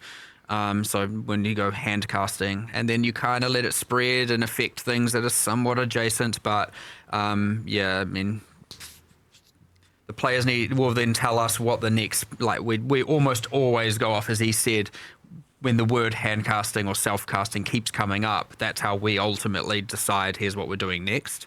So ultimately we just keep paying attention to what people think is not in the right spot, and then we go, okay, how are we going to turn that into a package, a rebalance package, and that's kind of how we go about doing it, to be honest. So let us know is the answer. Well, I mean, that's the next question is about defenses on ranges. Obviously not in the scope of this patch, so no one expects anything in that regard. But it's maybe a good one for the future to look at. Defenses on the ranger build archetypes, especially with bows, it seems to be, is kind of the topic here. And I had some prolonged discussions with a few people about this one. So I have some extra context on this if needed, but the main takeaway seems to be that range defense suppression, namely, was nerfed as a result of other classes heavily investing in it, which is like a good thing to do because you don't really want like the build checklist of like, oh, I have to get suppression on every single build was obviously a problem. So that was like nerfed in, I believe, 3.2.7, and there was some stuff before that as well. So while probably good for other builds balance, Rangers seems to be lacking in their own way to make up for that. And evasion seeming kind of increasingly weak with less benefits to stacking it than other things like armor and energy shield. And other defensive layer options in that kind of archetype seem to be highly conditional, or they have some really big downsides. And the ascendancy options are really high in point investment typically. A lot of them are 4 pointers, where other things in other classes would be 2 points, and also highly conditional. It's like, you know, don't get hit or you don't have any defenses kind of thing. So I was wondering if that's like an area that you might be interested in looking at in the future or something you've been tracking on. I mean, if the player base agrees and then we look into it, which, I mean, you're primarily correct, yes, then that will turn into our next package, right? Like, we pay attention to it during this league, by the way. And then we go, okay, you got this, this, and this. What one are we going to focus on? Maybe we can do a second. So, again, that is a worthy candidate for sure. What is that? Yeah, I haven't played an evasion build in like 2 or 3 leagues. That might be a good indicator. I can't remember how good the defenses were. I remember the philosophy of that change was basically that like a lot of the investment in the ranger area of the tree should be able to get suppression back to the level that it was pre-nerf. Yeah. If that isn't the case, we can probably do more there. Yeah. You'd want to adjust things that are like solely the domain of that kind of build, right? Yeah. So like pure evasion bases or maybe quivers, something like that. If you're talking about bow builds being a problem specifically. Well, it could be we do it more dex. Like if you dexterity focused kind of defenses pass plus weapon distinctions. Like if you're talking about attack claws and daggers, like I can already see this coming together and becoming a bit of a thing. So even if it's not just defensive, it could just be something to do with that. Since we were kind of talking about like the daggers and claws and stuff, that's also in that similar area. So I wonder if that's like there's a package kind of in that area. I can see that. I could see that coming together. Yeah. Yeah, it's like there's always gonna be people that disagree on like what's the next area that should be focused on, but that's one that got brought up by someone who's got an opinion I kind of trust on that topic. I do agree that I don't think PoE 1 has super good identity between different types of weapons, because like if you're a slayer, it's like what's the difference between using a 2-hand sword axe or mace? Really, there's like a few mastery options, a couple of different implicits. And that's a fun thing to improve too. Like it results in things being more interesting typically whenever that sort of stuff is addressed. So I mean, one of the benefits of having this, cadence where we have the split teams with designers fully dedicated to PoE 1 is we have the time and resources to address these kinds of problems. We can do much more significant balance shakeups every league if we want to. That's clearly evidenced by this patch with the gigantic that can delve function into concurrently. the various problem areas. Oh my god, mods! It's good news. Ban the for guy sure. and these emotes. Production, can we scroll past this part? Yeah, a bit down further. Thank you. Where's my mods at? Cool. Another thing that got mentioned that I don't know if it was mentioned at all in the... Well, okay, so you mentioned something about Varlorbs, and this is connected to this. So, synthesis. You mentioned something's happening with synthesis modifiers. Oh yeah, we're just getting rid of them. Nice. That is the thing that's happening. Good riddance. Yeah, well, to be fair, the synthesis unique items are still unchanged. They still can get synthesis implicits, but they we've never really liked they're just like item bloat, and they don't really have a specific home in the game currently. So why have synthesis implicits when you also have Val implicits, and it sort of removes the identity of implicits on like weapons, for example. So the whole identity was you take multiple for those who maybe remember the league, you take multiple items explicits mods and put them as implicits on something. Like the whole idea was that you're turning explicit mod power into implicits, and then we removed that conversion process and then just had So really what it just looks like is there's just a random amalgamation of different modifiers that are implicits on these items. But it's like, you never synthesized it.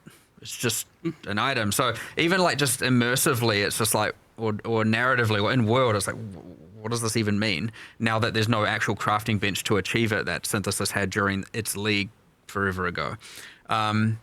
But yeah, then it's just like, okay, now you've just got this amalgamation of so many different stats that are just contesting with designs, well, ultimately blocking design space, and they don't really have a purpose. So like, we just eradicate it so we can free up some, make some of these other things more powerful, or free up some design space to be able to do some more stuff in the future. Which we then did immediately use, right, Andrew? Yeah. So, tell me more. Well, I guess that's sort of like the vestigial items, but those are unique, so they don't really compete with synthesis spaces.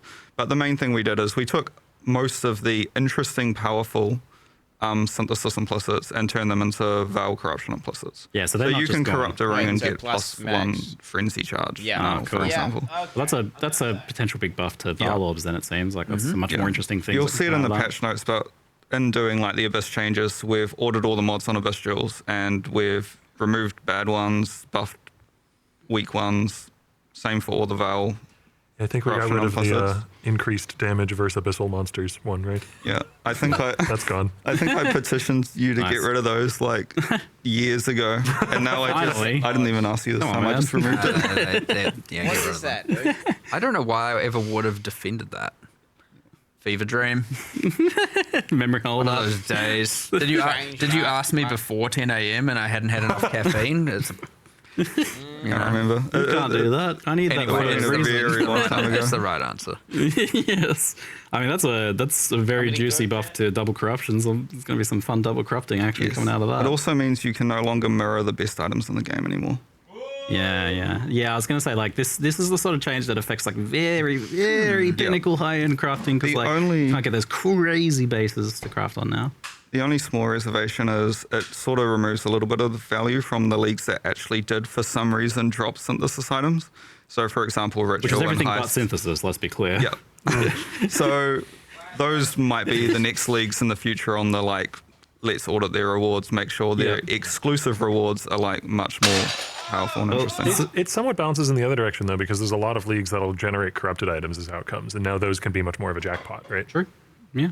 Well, so part of my follow-up question was like, it was at some point mentioned that we would get the ability to add synthesis item drops back to synth maps, because that was always like one of my favorite things. It's like it's such a high variance, fun win thing. It's like, oh yeah, man, rings are dropping with synthesized implicits. Like that's awesome. So now obviously that's not going to be happening since they're not a thing anymore.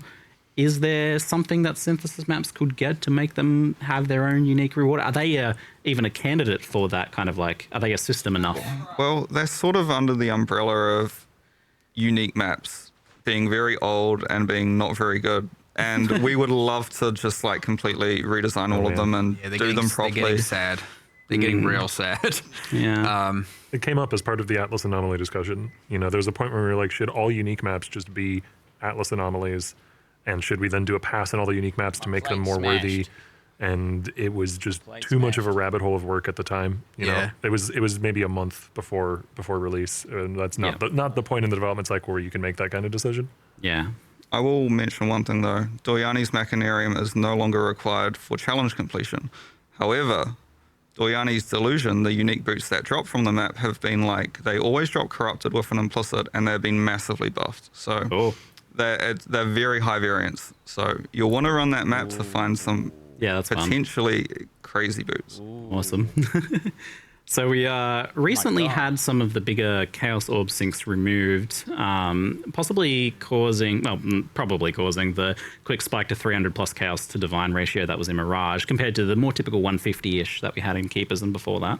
So I'm curious, like, is this something you guys really look at or care about too much? Or are you like, the economy's going to economy? Like, what are your thoughts about it? What are the impacts on players of this sort of change? Like, if you have an economic shift like that, is it something you care about? Yeah, too much.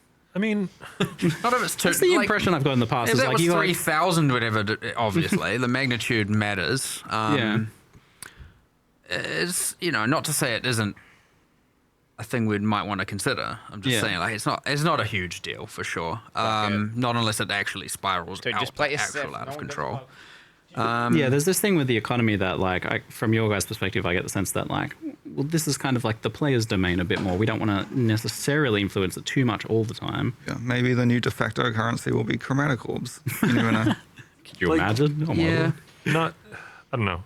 Not to be contradictory or anything, but like, I don't personally have much of a horse in the race of the economy part of this, but I really like there being sinks for things because I like things leaving the economy, thus allowing things to retain value over time. You know, it's one of the main reasons that I like personally play hardcore trade over other leagues, because things leave the economy. Yeah. So would I want more chaos sinks in the game? Yes. Yeah. Do I want them in the game because there's a ratio of chaos to divines that's wrong in some way?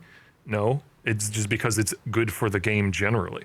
Okay. Yeah. It is sad when the chaos orb as a drop now feels weak, right? I think that that's, is sad. That's the most compelling argument that I see when I'm thinking about this, because I usually ask people when people think about, like, have you seen the economy ratio? And I'm like, well, why do you think it's a problem? And the answers I get are varied and not always super convincing. But the most convincing one that I hear is that the players who are picking up chaos orbs aren't getting that kind of like incremental progression towards their thing. Like that's like that appeals to me. I feel for the normies being one myself. The fewer items that are satisfying to drop. Yeah. Like if it only becomes, here's the only 2 items you care about that drop, that's bad. So yeah, we do have to keep as many drops as possible feeling satisfying, and that is the main motivation to go, okay, if it's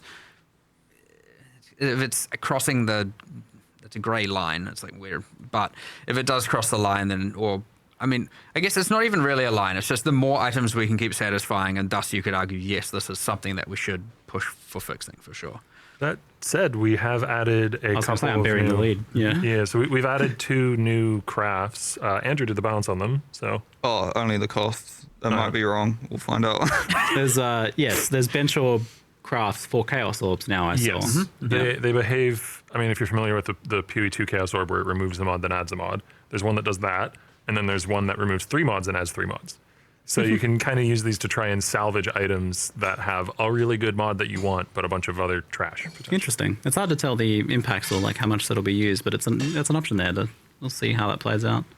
But yeah, that's going to sink a few chaos orbs. I saw that one of them was like 8 chaos or something. We'll keep an eye on it. I wouldn't want chaos to become pennies, you know? Which you could argue they're 1/3 of a penny right now, I guess, depending on what your you call it divine a dollar? Depends what your dollar is, I guess. Well, I would argue the divine is somewhat of a dollar. But we'll keep an eye on it as well. But again, the ultimate philosophy is we should be keeping as many drops as possible feeling satisfying. That's the goal. So anything that goes away from that is technically in the wrong direction. It's just, it can get a little bit away from it without us having to take action. And sometimes there are short-term things that influence, not to say that that's what's happened here. Yeah. And then they just course correct next league. And sometimes there are things that are needing addressing. I don't have an exact answer for it now, which is why I'm kind of being a little bit vague, because we need to discuss and figure out what to actually do. Hard to promise things at this point, but yeah. Well, we've kind of touched on it a little bit a few times, but Bestiary's had to have seen some changes to its beast crafting. You also mentioned like the specific beasts are dropping specific talismans as well. Side note on that, is that something you can target farm in some way since they are specific? Yes, so every single red beast has its own specific talisman it drops. Yeah. So for example, if you want like a Rex talisman, then there is the node on the Atlas tree that increases the chance for like beasts from that specific genus to spawn. That's a cool little buff for so those. Yeah, you can... a Rex just looks like a some sort of mammal to me, but yeah, it is a bird. Okay. Is it a bird? It's a bird. You can plus idea. birds. The more likely for the bird species, I'm pretty sure will increase the Rexes. But I didn't actually ever think about how clear the correlation between the genus and the actual monsters is. So I guess it's fine. Whatever. It was one of you mentioned to me that beast splitting is gone. That's obviously a big changed for some folks. It's a big crafting thing that was used for some high-end crafting projects or just getting extra value out of certain drops, I suppose, in some cases. So talk us through the removal of the beast splitting. Well, the main thing is I feel like historically beast splitting was never really intended for, or has never really been used for its original intention of splitting the mods from one item onto 2 items. It's almost always just been used for, I just found the most valuable base type in the game in Heist, and now I have 2 of them. I mean, it came about because we were looking at the fact that we don't want every Simplex amulet to become 2, right? Like that, that was where this came in. We started discussing it and we were just like, is this even healthy at this point? Like, just ultimately every base type that's of value becomes 2 base types of value. And I get that it's just taking away the value, but it also just honestly isn't necessary at that point. And worth noting, Fractured Fossil has also been changed. Okay. I mean, because that does a similar thing. It fractures the item now, like the name suggests. Right. That makes sense. Yeah, it just doesn't fulfill its original purpose. I could see people being a bit like, oh, no, but I liked having 2 of everything I found. Yeah, but I mean, there's also like, what if you just doubled the frequency of them appearing and removed it? Not to say we've done that, even by if the you way. don't, it's like the thing you get now is worth like, 1.5 times as much or whatever the difference in the cost of the beast splitting was. Like, it was just priced into the economy of it anyway. Like, so it just became this kind of like obligationary step that you just had to know about, otherwise you were scamming yourself. Yeah. And in many ways, the new Oriflame crafting is splitting items. Sure. In a somewhat. In a sort of way. If you want to do the original intent of the you can only keep one of them. Closer to the original. There's a Ducat that's very true. similar to that, That's true. which splits it into a bunch of ghostly forms that each have some of the item or one of the mods in the original item, and then you pick one. You can take the mod set you want. That's a cool idea. Yeah, so like that is closer to what the beast was originally intended to do. Yeah, okay. Isolate a strong mod to then craft from. But noting on the case of bestiary, I know Octavian, you share this as well, but both of us probably. I don't know how you feel about it. It's our top on our top list. Oh yeah, even so your number one. It's my number one for like. Our programmers keep asking me when are we gonna get. Oh god, it's a dire rework. It is a rat's nest, man, on the back end. Like when we added that scarab that added the new beast, the Black Morrigan, like that was just add a unique beast that has a few crafts, and that was like 2 weeks worth of going back to it, fixing a bug, going back to it, fixing a bug, because it's sad. It is the a bit older, number one league that's in a dire need of a rework in our eyes.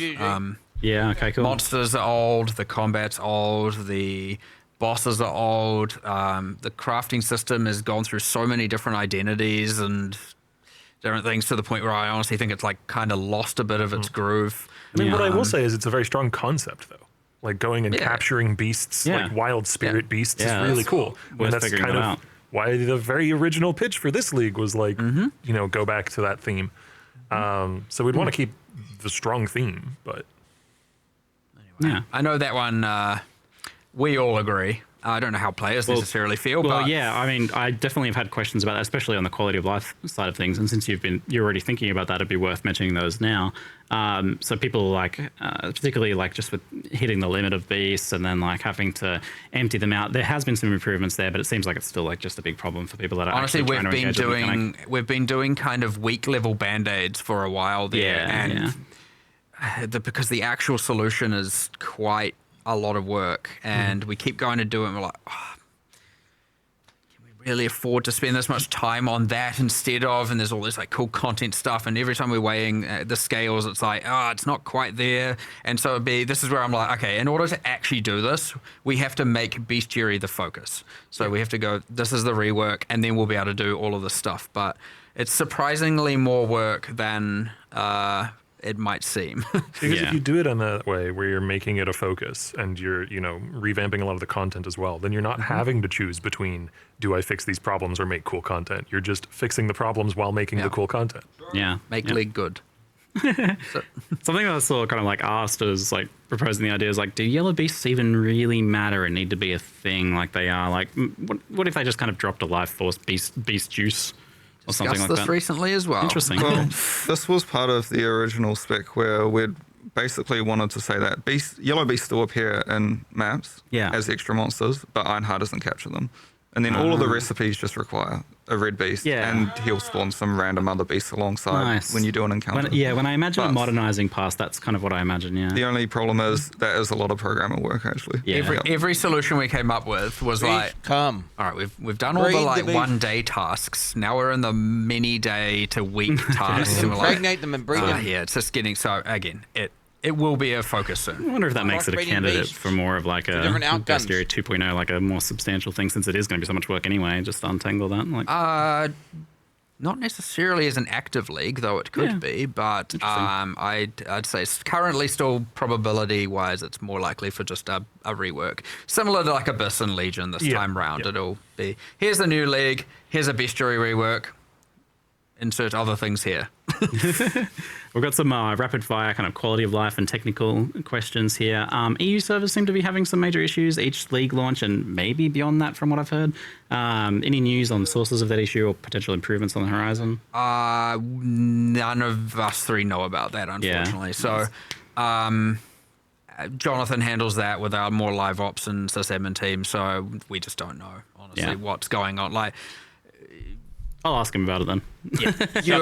That is the better thing to do for sure. I'll get on it. I'll get on it. We talked about the tooltips. Excellent. In-game price checking was added to PoE 2. Is that something you're planning on adding to PoE 1 as well? Almost all of that. Well, yes. Don't know when. Same with like price checker, build planner, which I guess is a bigger build thing. planner. Yep. There's some complexities around it. Like we are trying to as from the helper text thing. We just got that ported over, so we're slowly porting stuff over. But often the best person to do it is the person that implemented it. Right, and it makes sense to port it. But those people are working on PoE 2, big upgrades. So we've got to find these like windows where they're like kind of between tasks where they can migrate it over and make it work. Otherwise, you're having someone who doesn't know that code base at all trying to maneuver it over, and they don't understand the, parts of it that are less important and more important necessarily. And they can figure it out, but it would just take a lot more time. So we try and find these lulls between major tasks for them where they can go and port stuff back. And we just need to do some of that, really. So. And those are the sorts of things that work towards the goal of like, you don't really have to install third-party software to play PoE if you're a long-term player. That's ideally the outcome there. And that got me thinking about that. There's 2 features of Awaken Trade that I would keep me using it, even if you had the in-game price checking that was working just as well. And those are /hideout macro, the ability to like return to your hideout quickly. And the second one is the control scroll wheel your stash has without being moused over it, because that exists in game, but you have to mouse over it, which kind of defeats the purpose. Interesting. So I'm just wondering if like those are things that could just become core behaviors. Well, the latter one, I can just go and talk to some UI programmers and see whether we can do that. Both are fully feasible. Please do. The first one I'm less certain of, but we added why not? It's just a check I think in PoE 2 there's a return to hideout button if you go to someone's hideout to trade. I don't know if that's in PoE 1 currently. So that might be just like a little gap. Also, to fix. Similar to how we bound use town portal. Like it could be a hotkey, we could have right? a return to hideout. That would be amazing. Or just a go to hideout. It is obviously it won't always work. Like if you're in an area where hideout doesn't work, it won't work. Yeah. But awesome. And maybe then do one for like, / King's March or whatever the one is that brings you to King's March. And that's kind of the one I use the second most if I'm playing that. Half your keyboard just teleports you. Yeah, we've got a lot of hotkeys, but these could be optional ones, I suppose. There's some are more used than others, right? Yeah. So we'll start with those ones before we add a whole ruckus of. Oh, that'd be amazing. If the control scroll wheel's possible as well, that'd be awesome, because that's just like when you're transferring stuff from your inventory, you're moused over there. You don't have to mouse over to change tabs and then back and forth. Advanced. That'd be awesome. Options. Oh, great. Awesome news. Bro. The Total event caught me by surprise. Trial of the Ancestors. Drop down I think it caught a lot of people by surprise.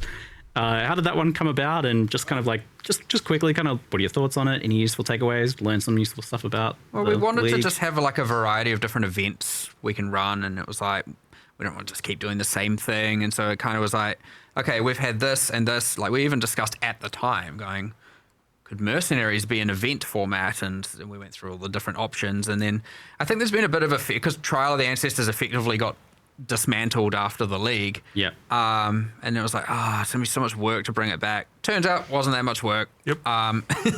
It took a programmer like 1 day to revive it. Yeah. Ended up being way quicker than we had expected. So we were like, well, let's just do it, run it as an event. I know people have been craving it, but let's actually see if it's more nostalgia fueled or otherwise. But yeah. It's one that I see, like, some people just like they try it here and they're like, nah, I don't get it, I don't like it. But then I see other people, like I was reading a thread about it today, and they're like, I love this, like I want them to make it core. Like this seems to, some people really fall in love with this mechanic. So is it something you want to make core at some point still? We're on ultimately we were like, do we keep it as like a kind of event thing? And that way certain people play it because they love it and others won't, or yeah, I guess there is still the room to integrate it into core and do a bunch of stuff around that, as long as it's obviously, you don't have to do it, right? It's like, if you like that, similar to say Heist, if you are into Heist, there's always a crowd that loves these different things, then you can go do that, and if you don't want to do it, then just ignore it. So as long as it's in that format, because it is quite specialized content. Super. Like, it's just totem rugby. The most of anything, I think, the most specialized. So... you know, it has a place. We just need to talk about it and figure out where we want it to be. Could we scroll down a little bit, production, just so I can see those questions down there? Do the Ducats increased intangibilities? There's some random chat questions we have here. So depends on the Ducat. Yeah, every currency is just, set by, myself as to whether or not it does or doesn't. There are a lot of lower level currencies that you would use at lower levels more frequently don't. So like an alchemy orb doesn't increase intangibility, but things that you're using when you're finishing an item often do. So like an exalted orb, for instance. Can replica unique mods become vestigial unique mods? Yep. Yeah, that seems like it would be legal, unlike the other ones. Those are legal.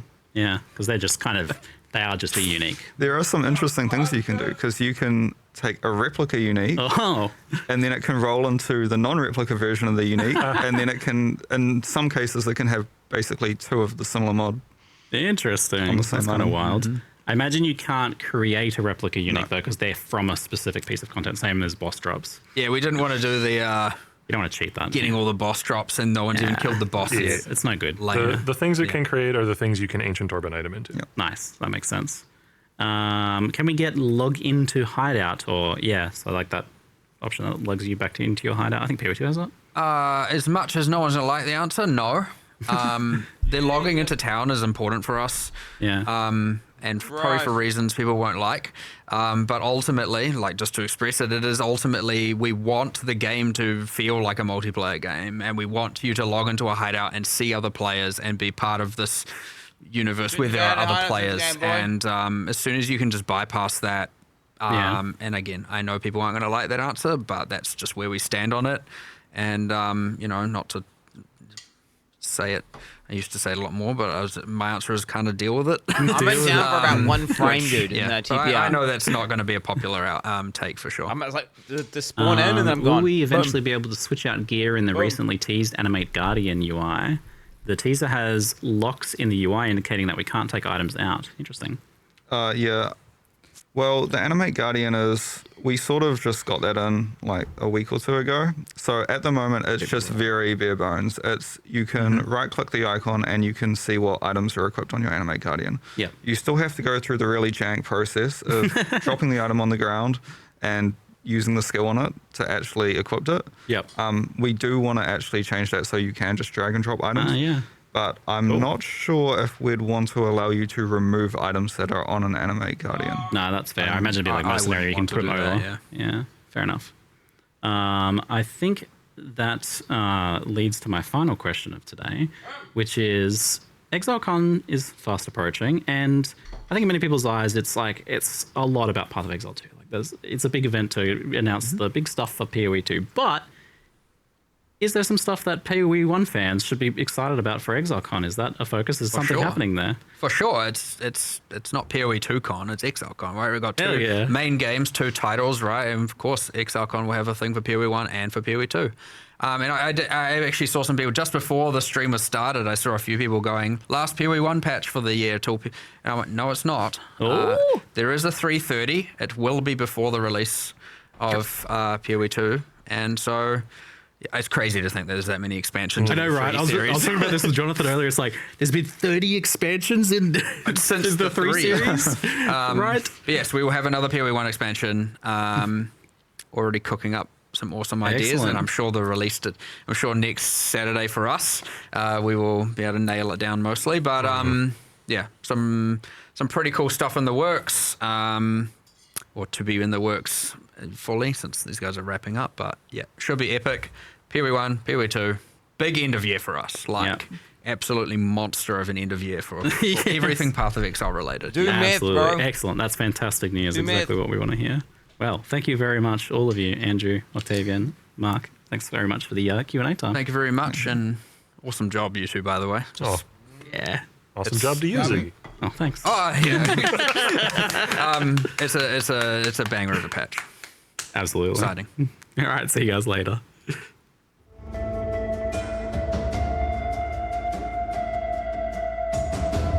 Damn, there it is, bro. There it is. Damn. Damn, that's crazy, bro.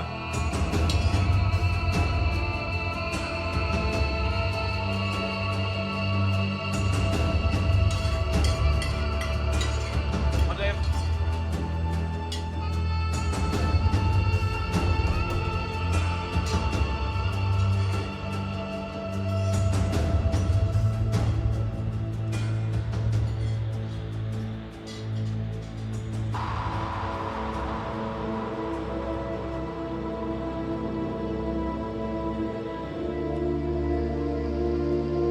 Alright. What do we think of Jep? I know what I'm thinking. What's with this thing? Andrew. What were they typing? Stay cute chat. Oh, these main character mods, what is this? Clap. They're rating Method 1, dude! They're rating Method 1! Yo, WGGG rating Method 1, let's go! Method 1 raid, hype! What the fuck is that? The patch notes. Shall define what he typed. He said, "Give, relax, bro, relax." When the patch note, overall L, but nice QOL additions. Quinn had the best take. True. What was my take? Best reveal. Mathel cosplay, dude. Yo, let's go, bro. Let's go. That guy was right. The guy said Quinn is the best take for sure. That guy was correct. That guy was correct. No doubt. Answer to Jugger again. What's the answer, Jugger again? What's the answer? What's the question? What are you talking about? I don't give a fuck about that, bro. Are you really linking that? Dude, get Dagon 65. We just finished the goddamn Q&A. And you're linking that. You're linking that, bro. 1v1 me at ExileCon. He wants to PvP at ExileCon. I will annihilate him. I will annihilate him. What does he mean? What, in a fight? Like an actual fight? Oh my god, I will fuck you up, little bro. How much does Jungle Rogaine weigh? How much does he weigh? How much does he weigh? Isn't he like isn't he, wow, and before he's like 7, before he's like one of those guys who's like, you know, some guys on camera or whatever, they don't look like that big or anything. And then you see them in real life, you're like, oh shit, this guy's like 7'2". This guy's like 7'2". Bruce, I would destroy Bruce Lee in a 1v1, bro. What are you talking about?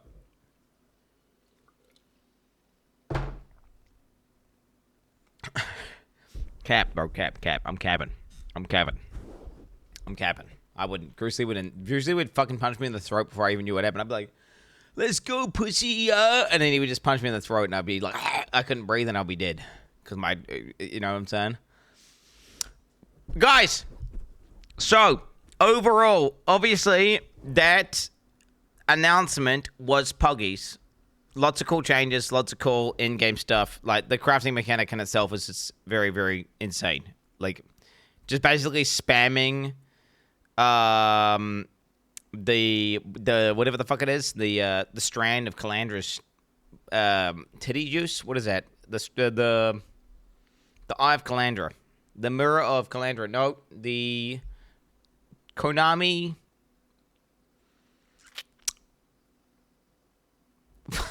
Hinakora's Lock. Hinakora's Lock. That's the one, bro. Okay. The fact that I get to use a Hinakora's Lock and I get to use it all the time inside of PoE 1, that sounds like it's going to be a lot of fun.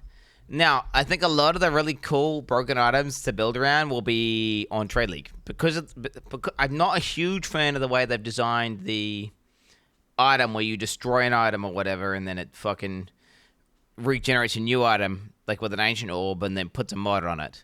Because how is I supposed to get the thing that I want to get? Ever.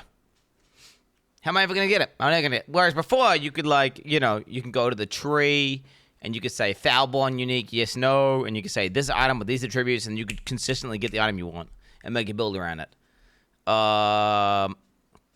Hinakora's Lock is worthless now. Well, it's not worthless because the Hinakora's Lock you can do infinitely. Right? You can just keep doing it and there's no downside. Whereas there is, eventually, you will brick your item using the All-Flame mechanic. So it's like a ghetto Hinakora's Lock. It's a Hinakora's Lock with limitations. It's a bit irrelevant, bro. I swear to God. Kermit gaping. Very comfortable around campfire. Oh, fuck is that? I mean, okay, fair enough. They're just chilling around the campfire, bro. There's some dudes chilling around the campfire, bro. Why not? End of the day. Why the fuck not? It's real. I wonder if you can use the antidotes with the All-Flame thing. True. They didn't ask that. They did not ask that question. So we don't know, do we? We don't know, do we? 5 time. Oh my god, you just reminded me, bro. Like, dude, I don't know if you saw. I was doing some hacking. I was doing some fucking hacking during that thing, and the package is secured onto the USB thumbstick, and I'm about to load it onto the main computer. I'm about to load AS2 Big Patch onto the main PC, baby. It is on it's called the football is in motion. I repeat, the football is in motion. It is ready to be detached, and then I'm putting the ass onto the main computer, and we are good to go, boys. We are good to go. I'm using a thumbstick because I have a very complicated bespoke setup for settings. Very complicated bespoke settings. Regardless, boys. Regardless.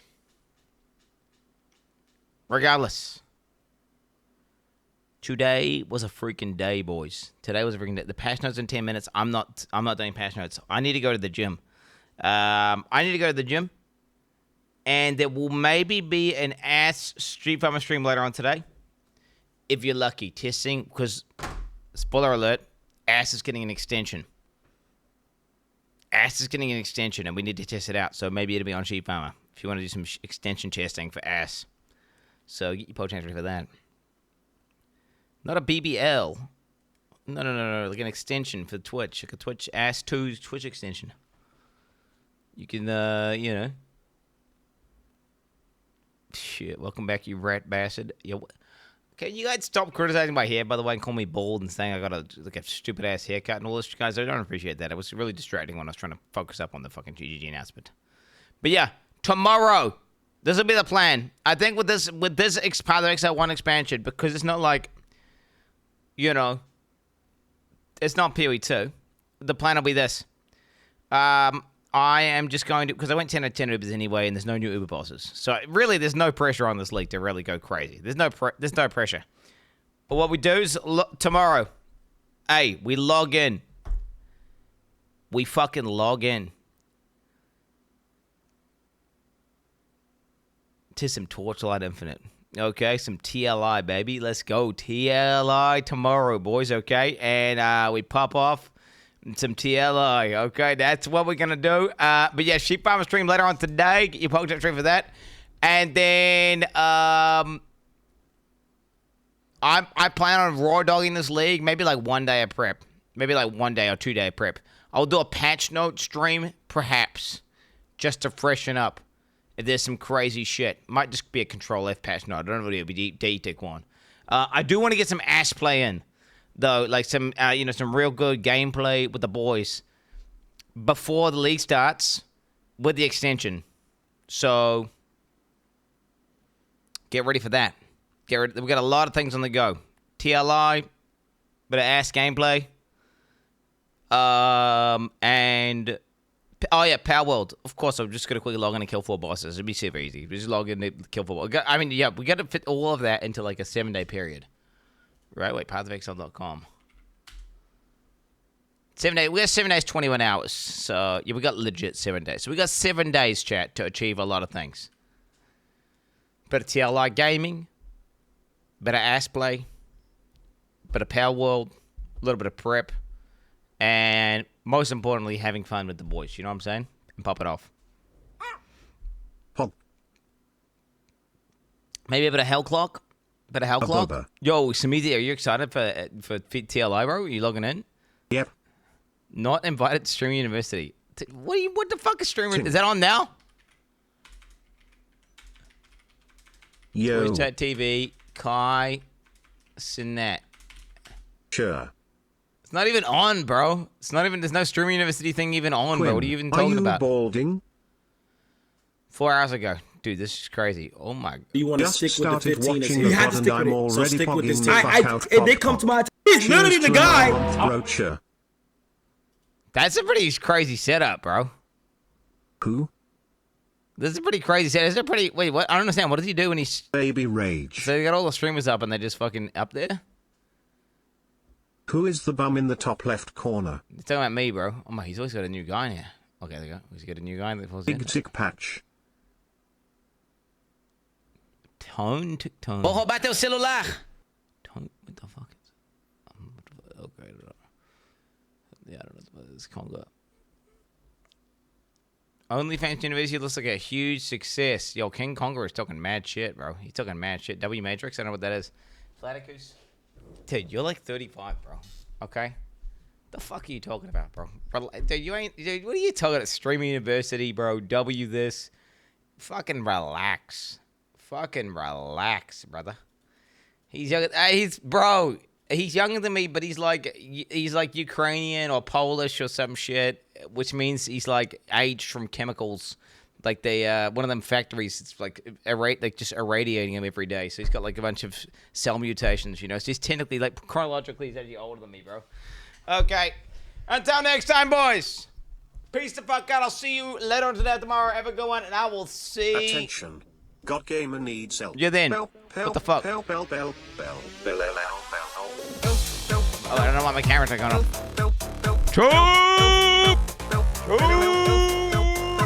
I said I'm joking, dude. People in Russia are fine. People in Russia are all good. Chernobyl, like, dude, they locked that shit down fast. Drop it up.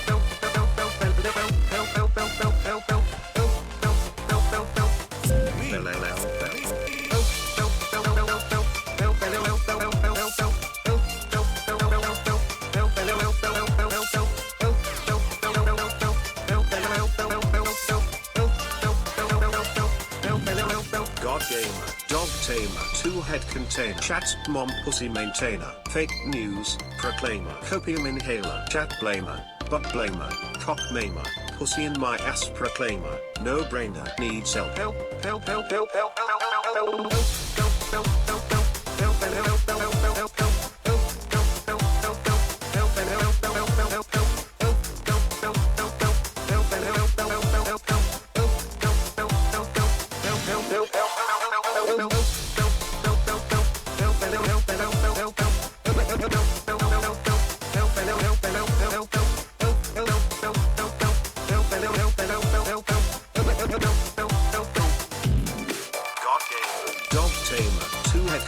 Chat mom pussy maintainer, fake news, proclaimer, copium inhaler, chat blamer, butt blamer, cock maimer, pussy in my ass proclaimer, no brainer, needs help.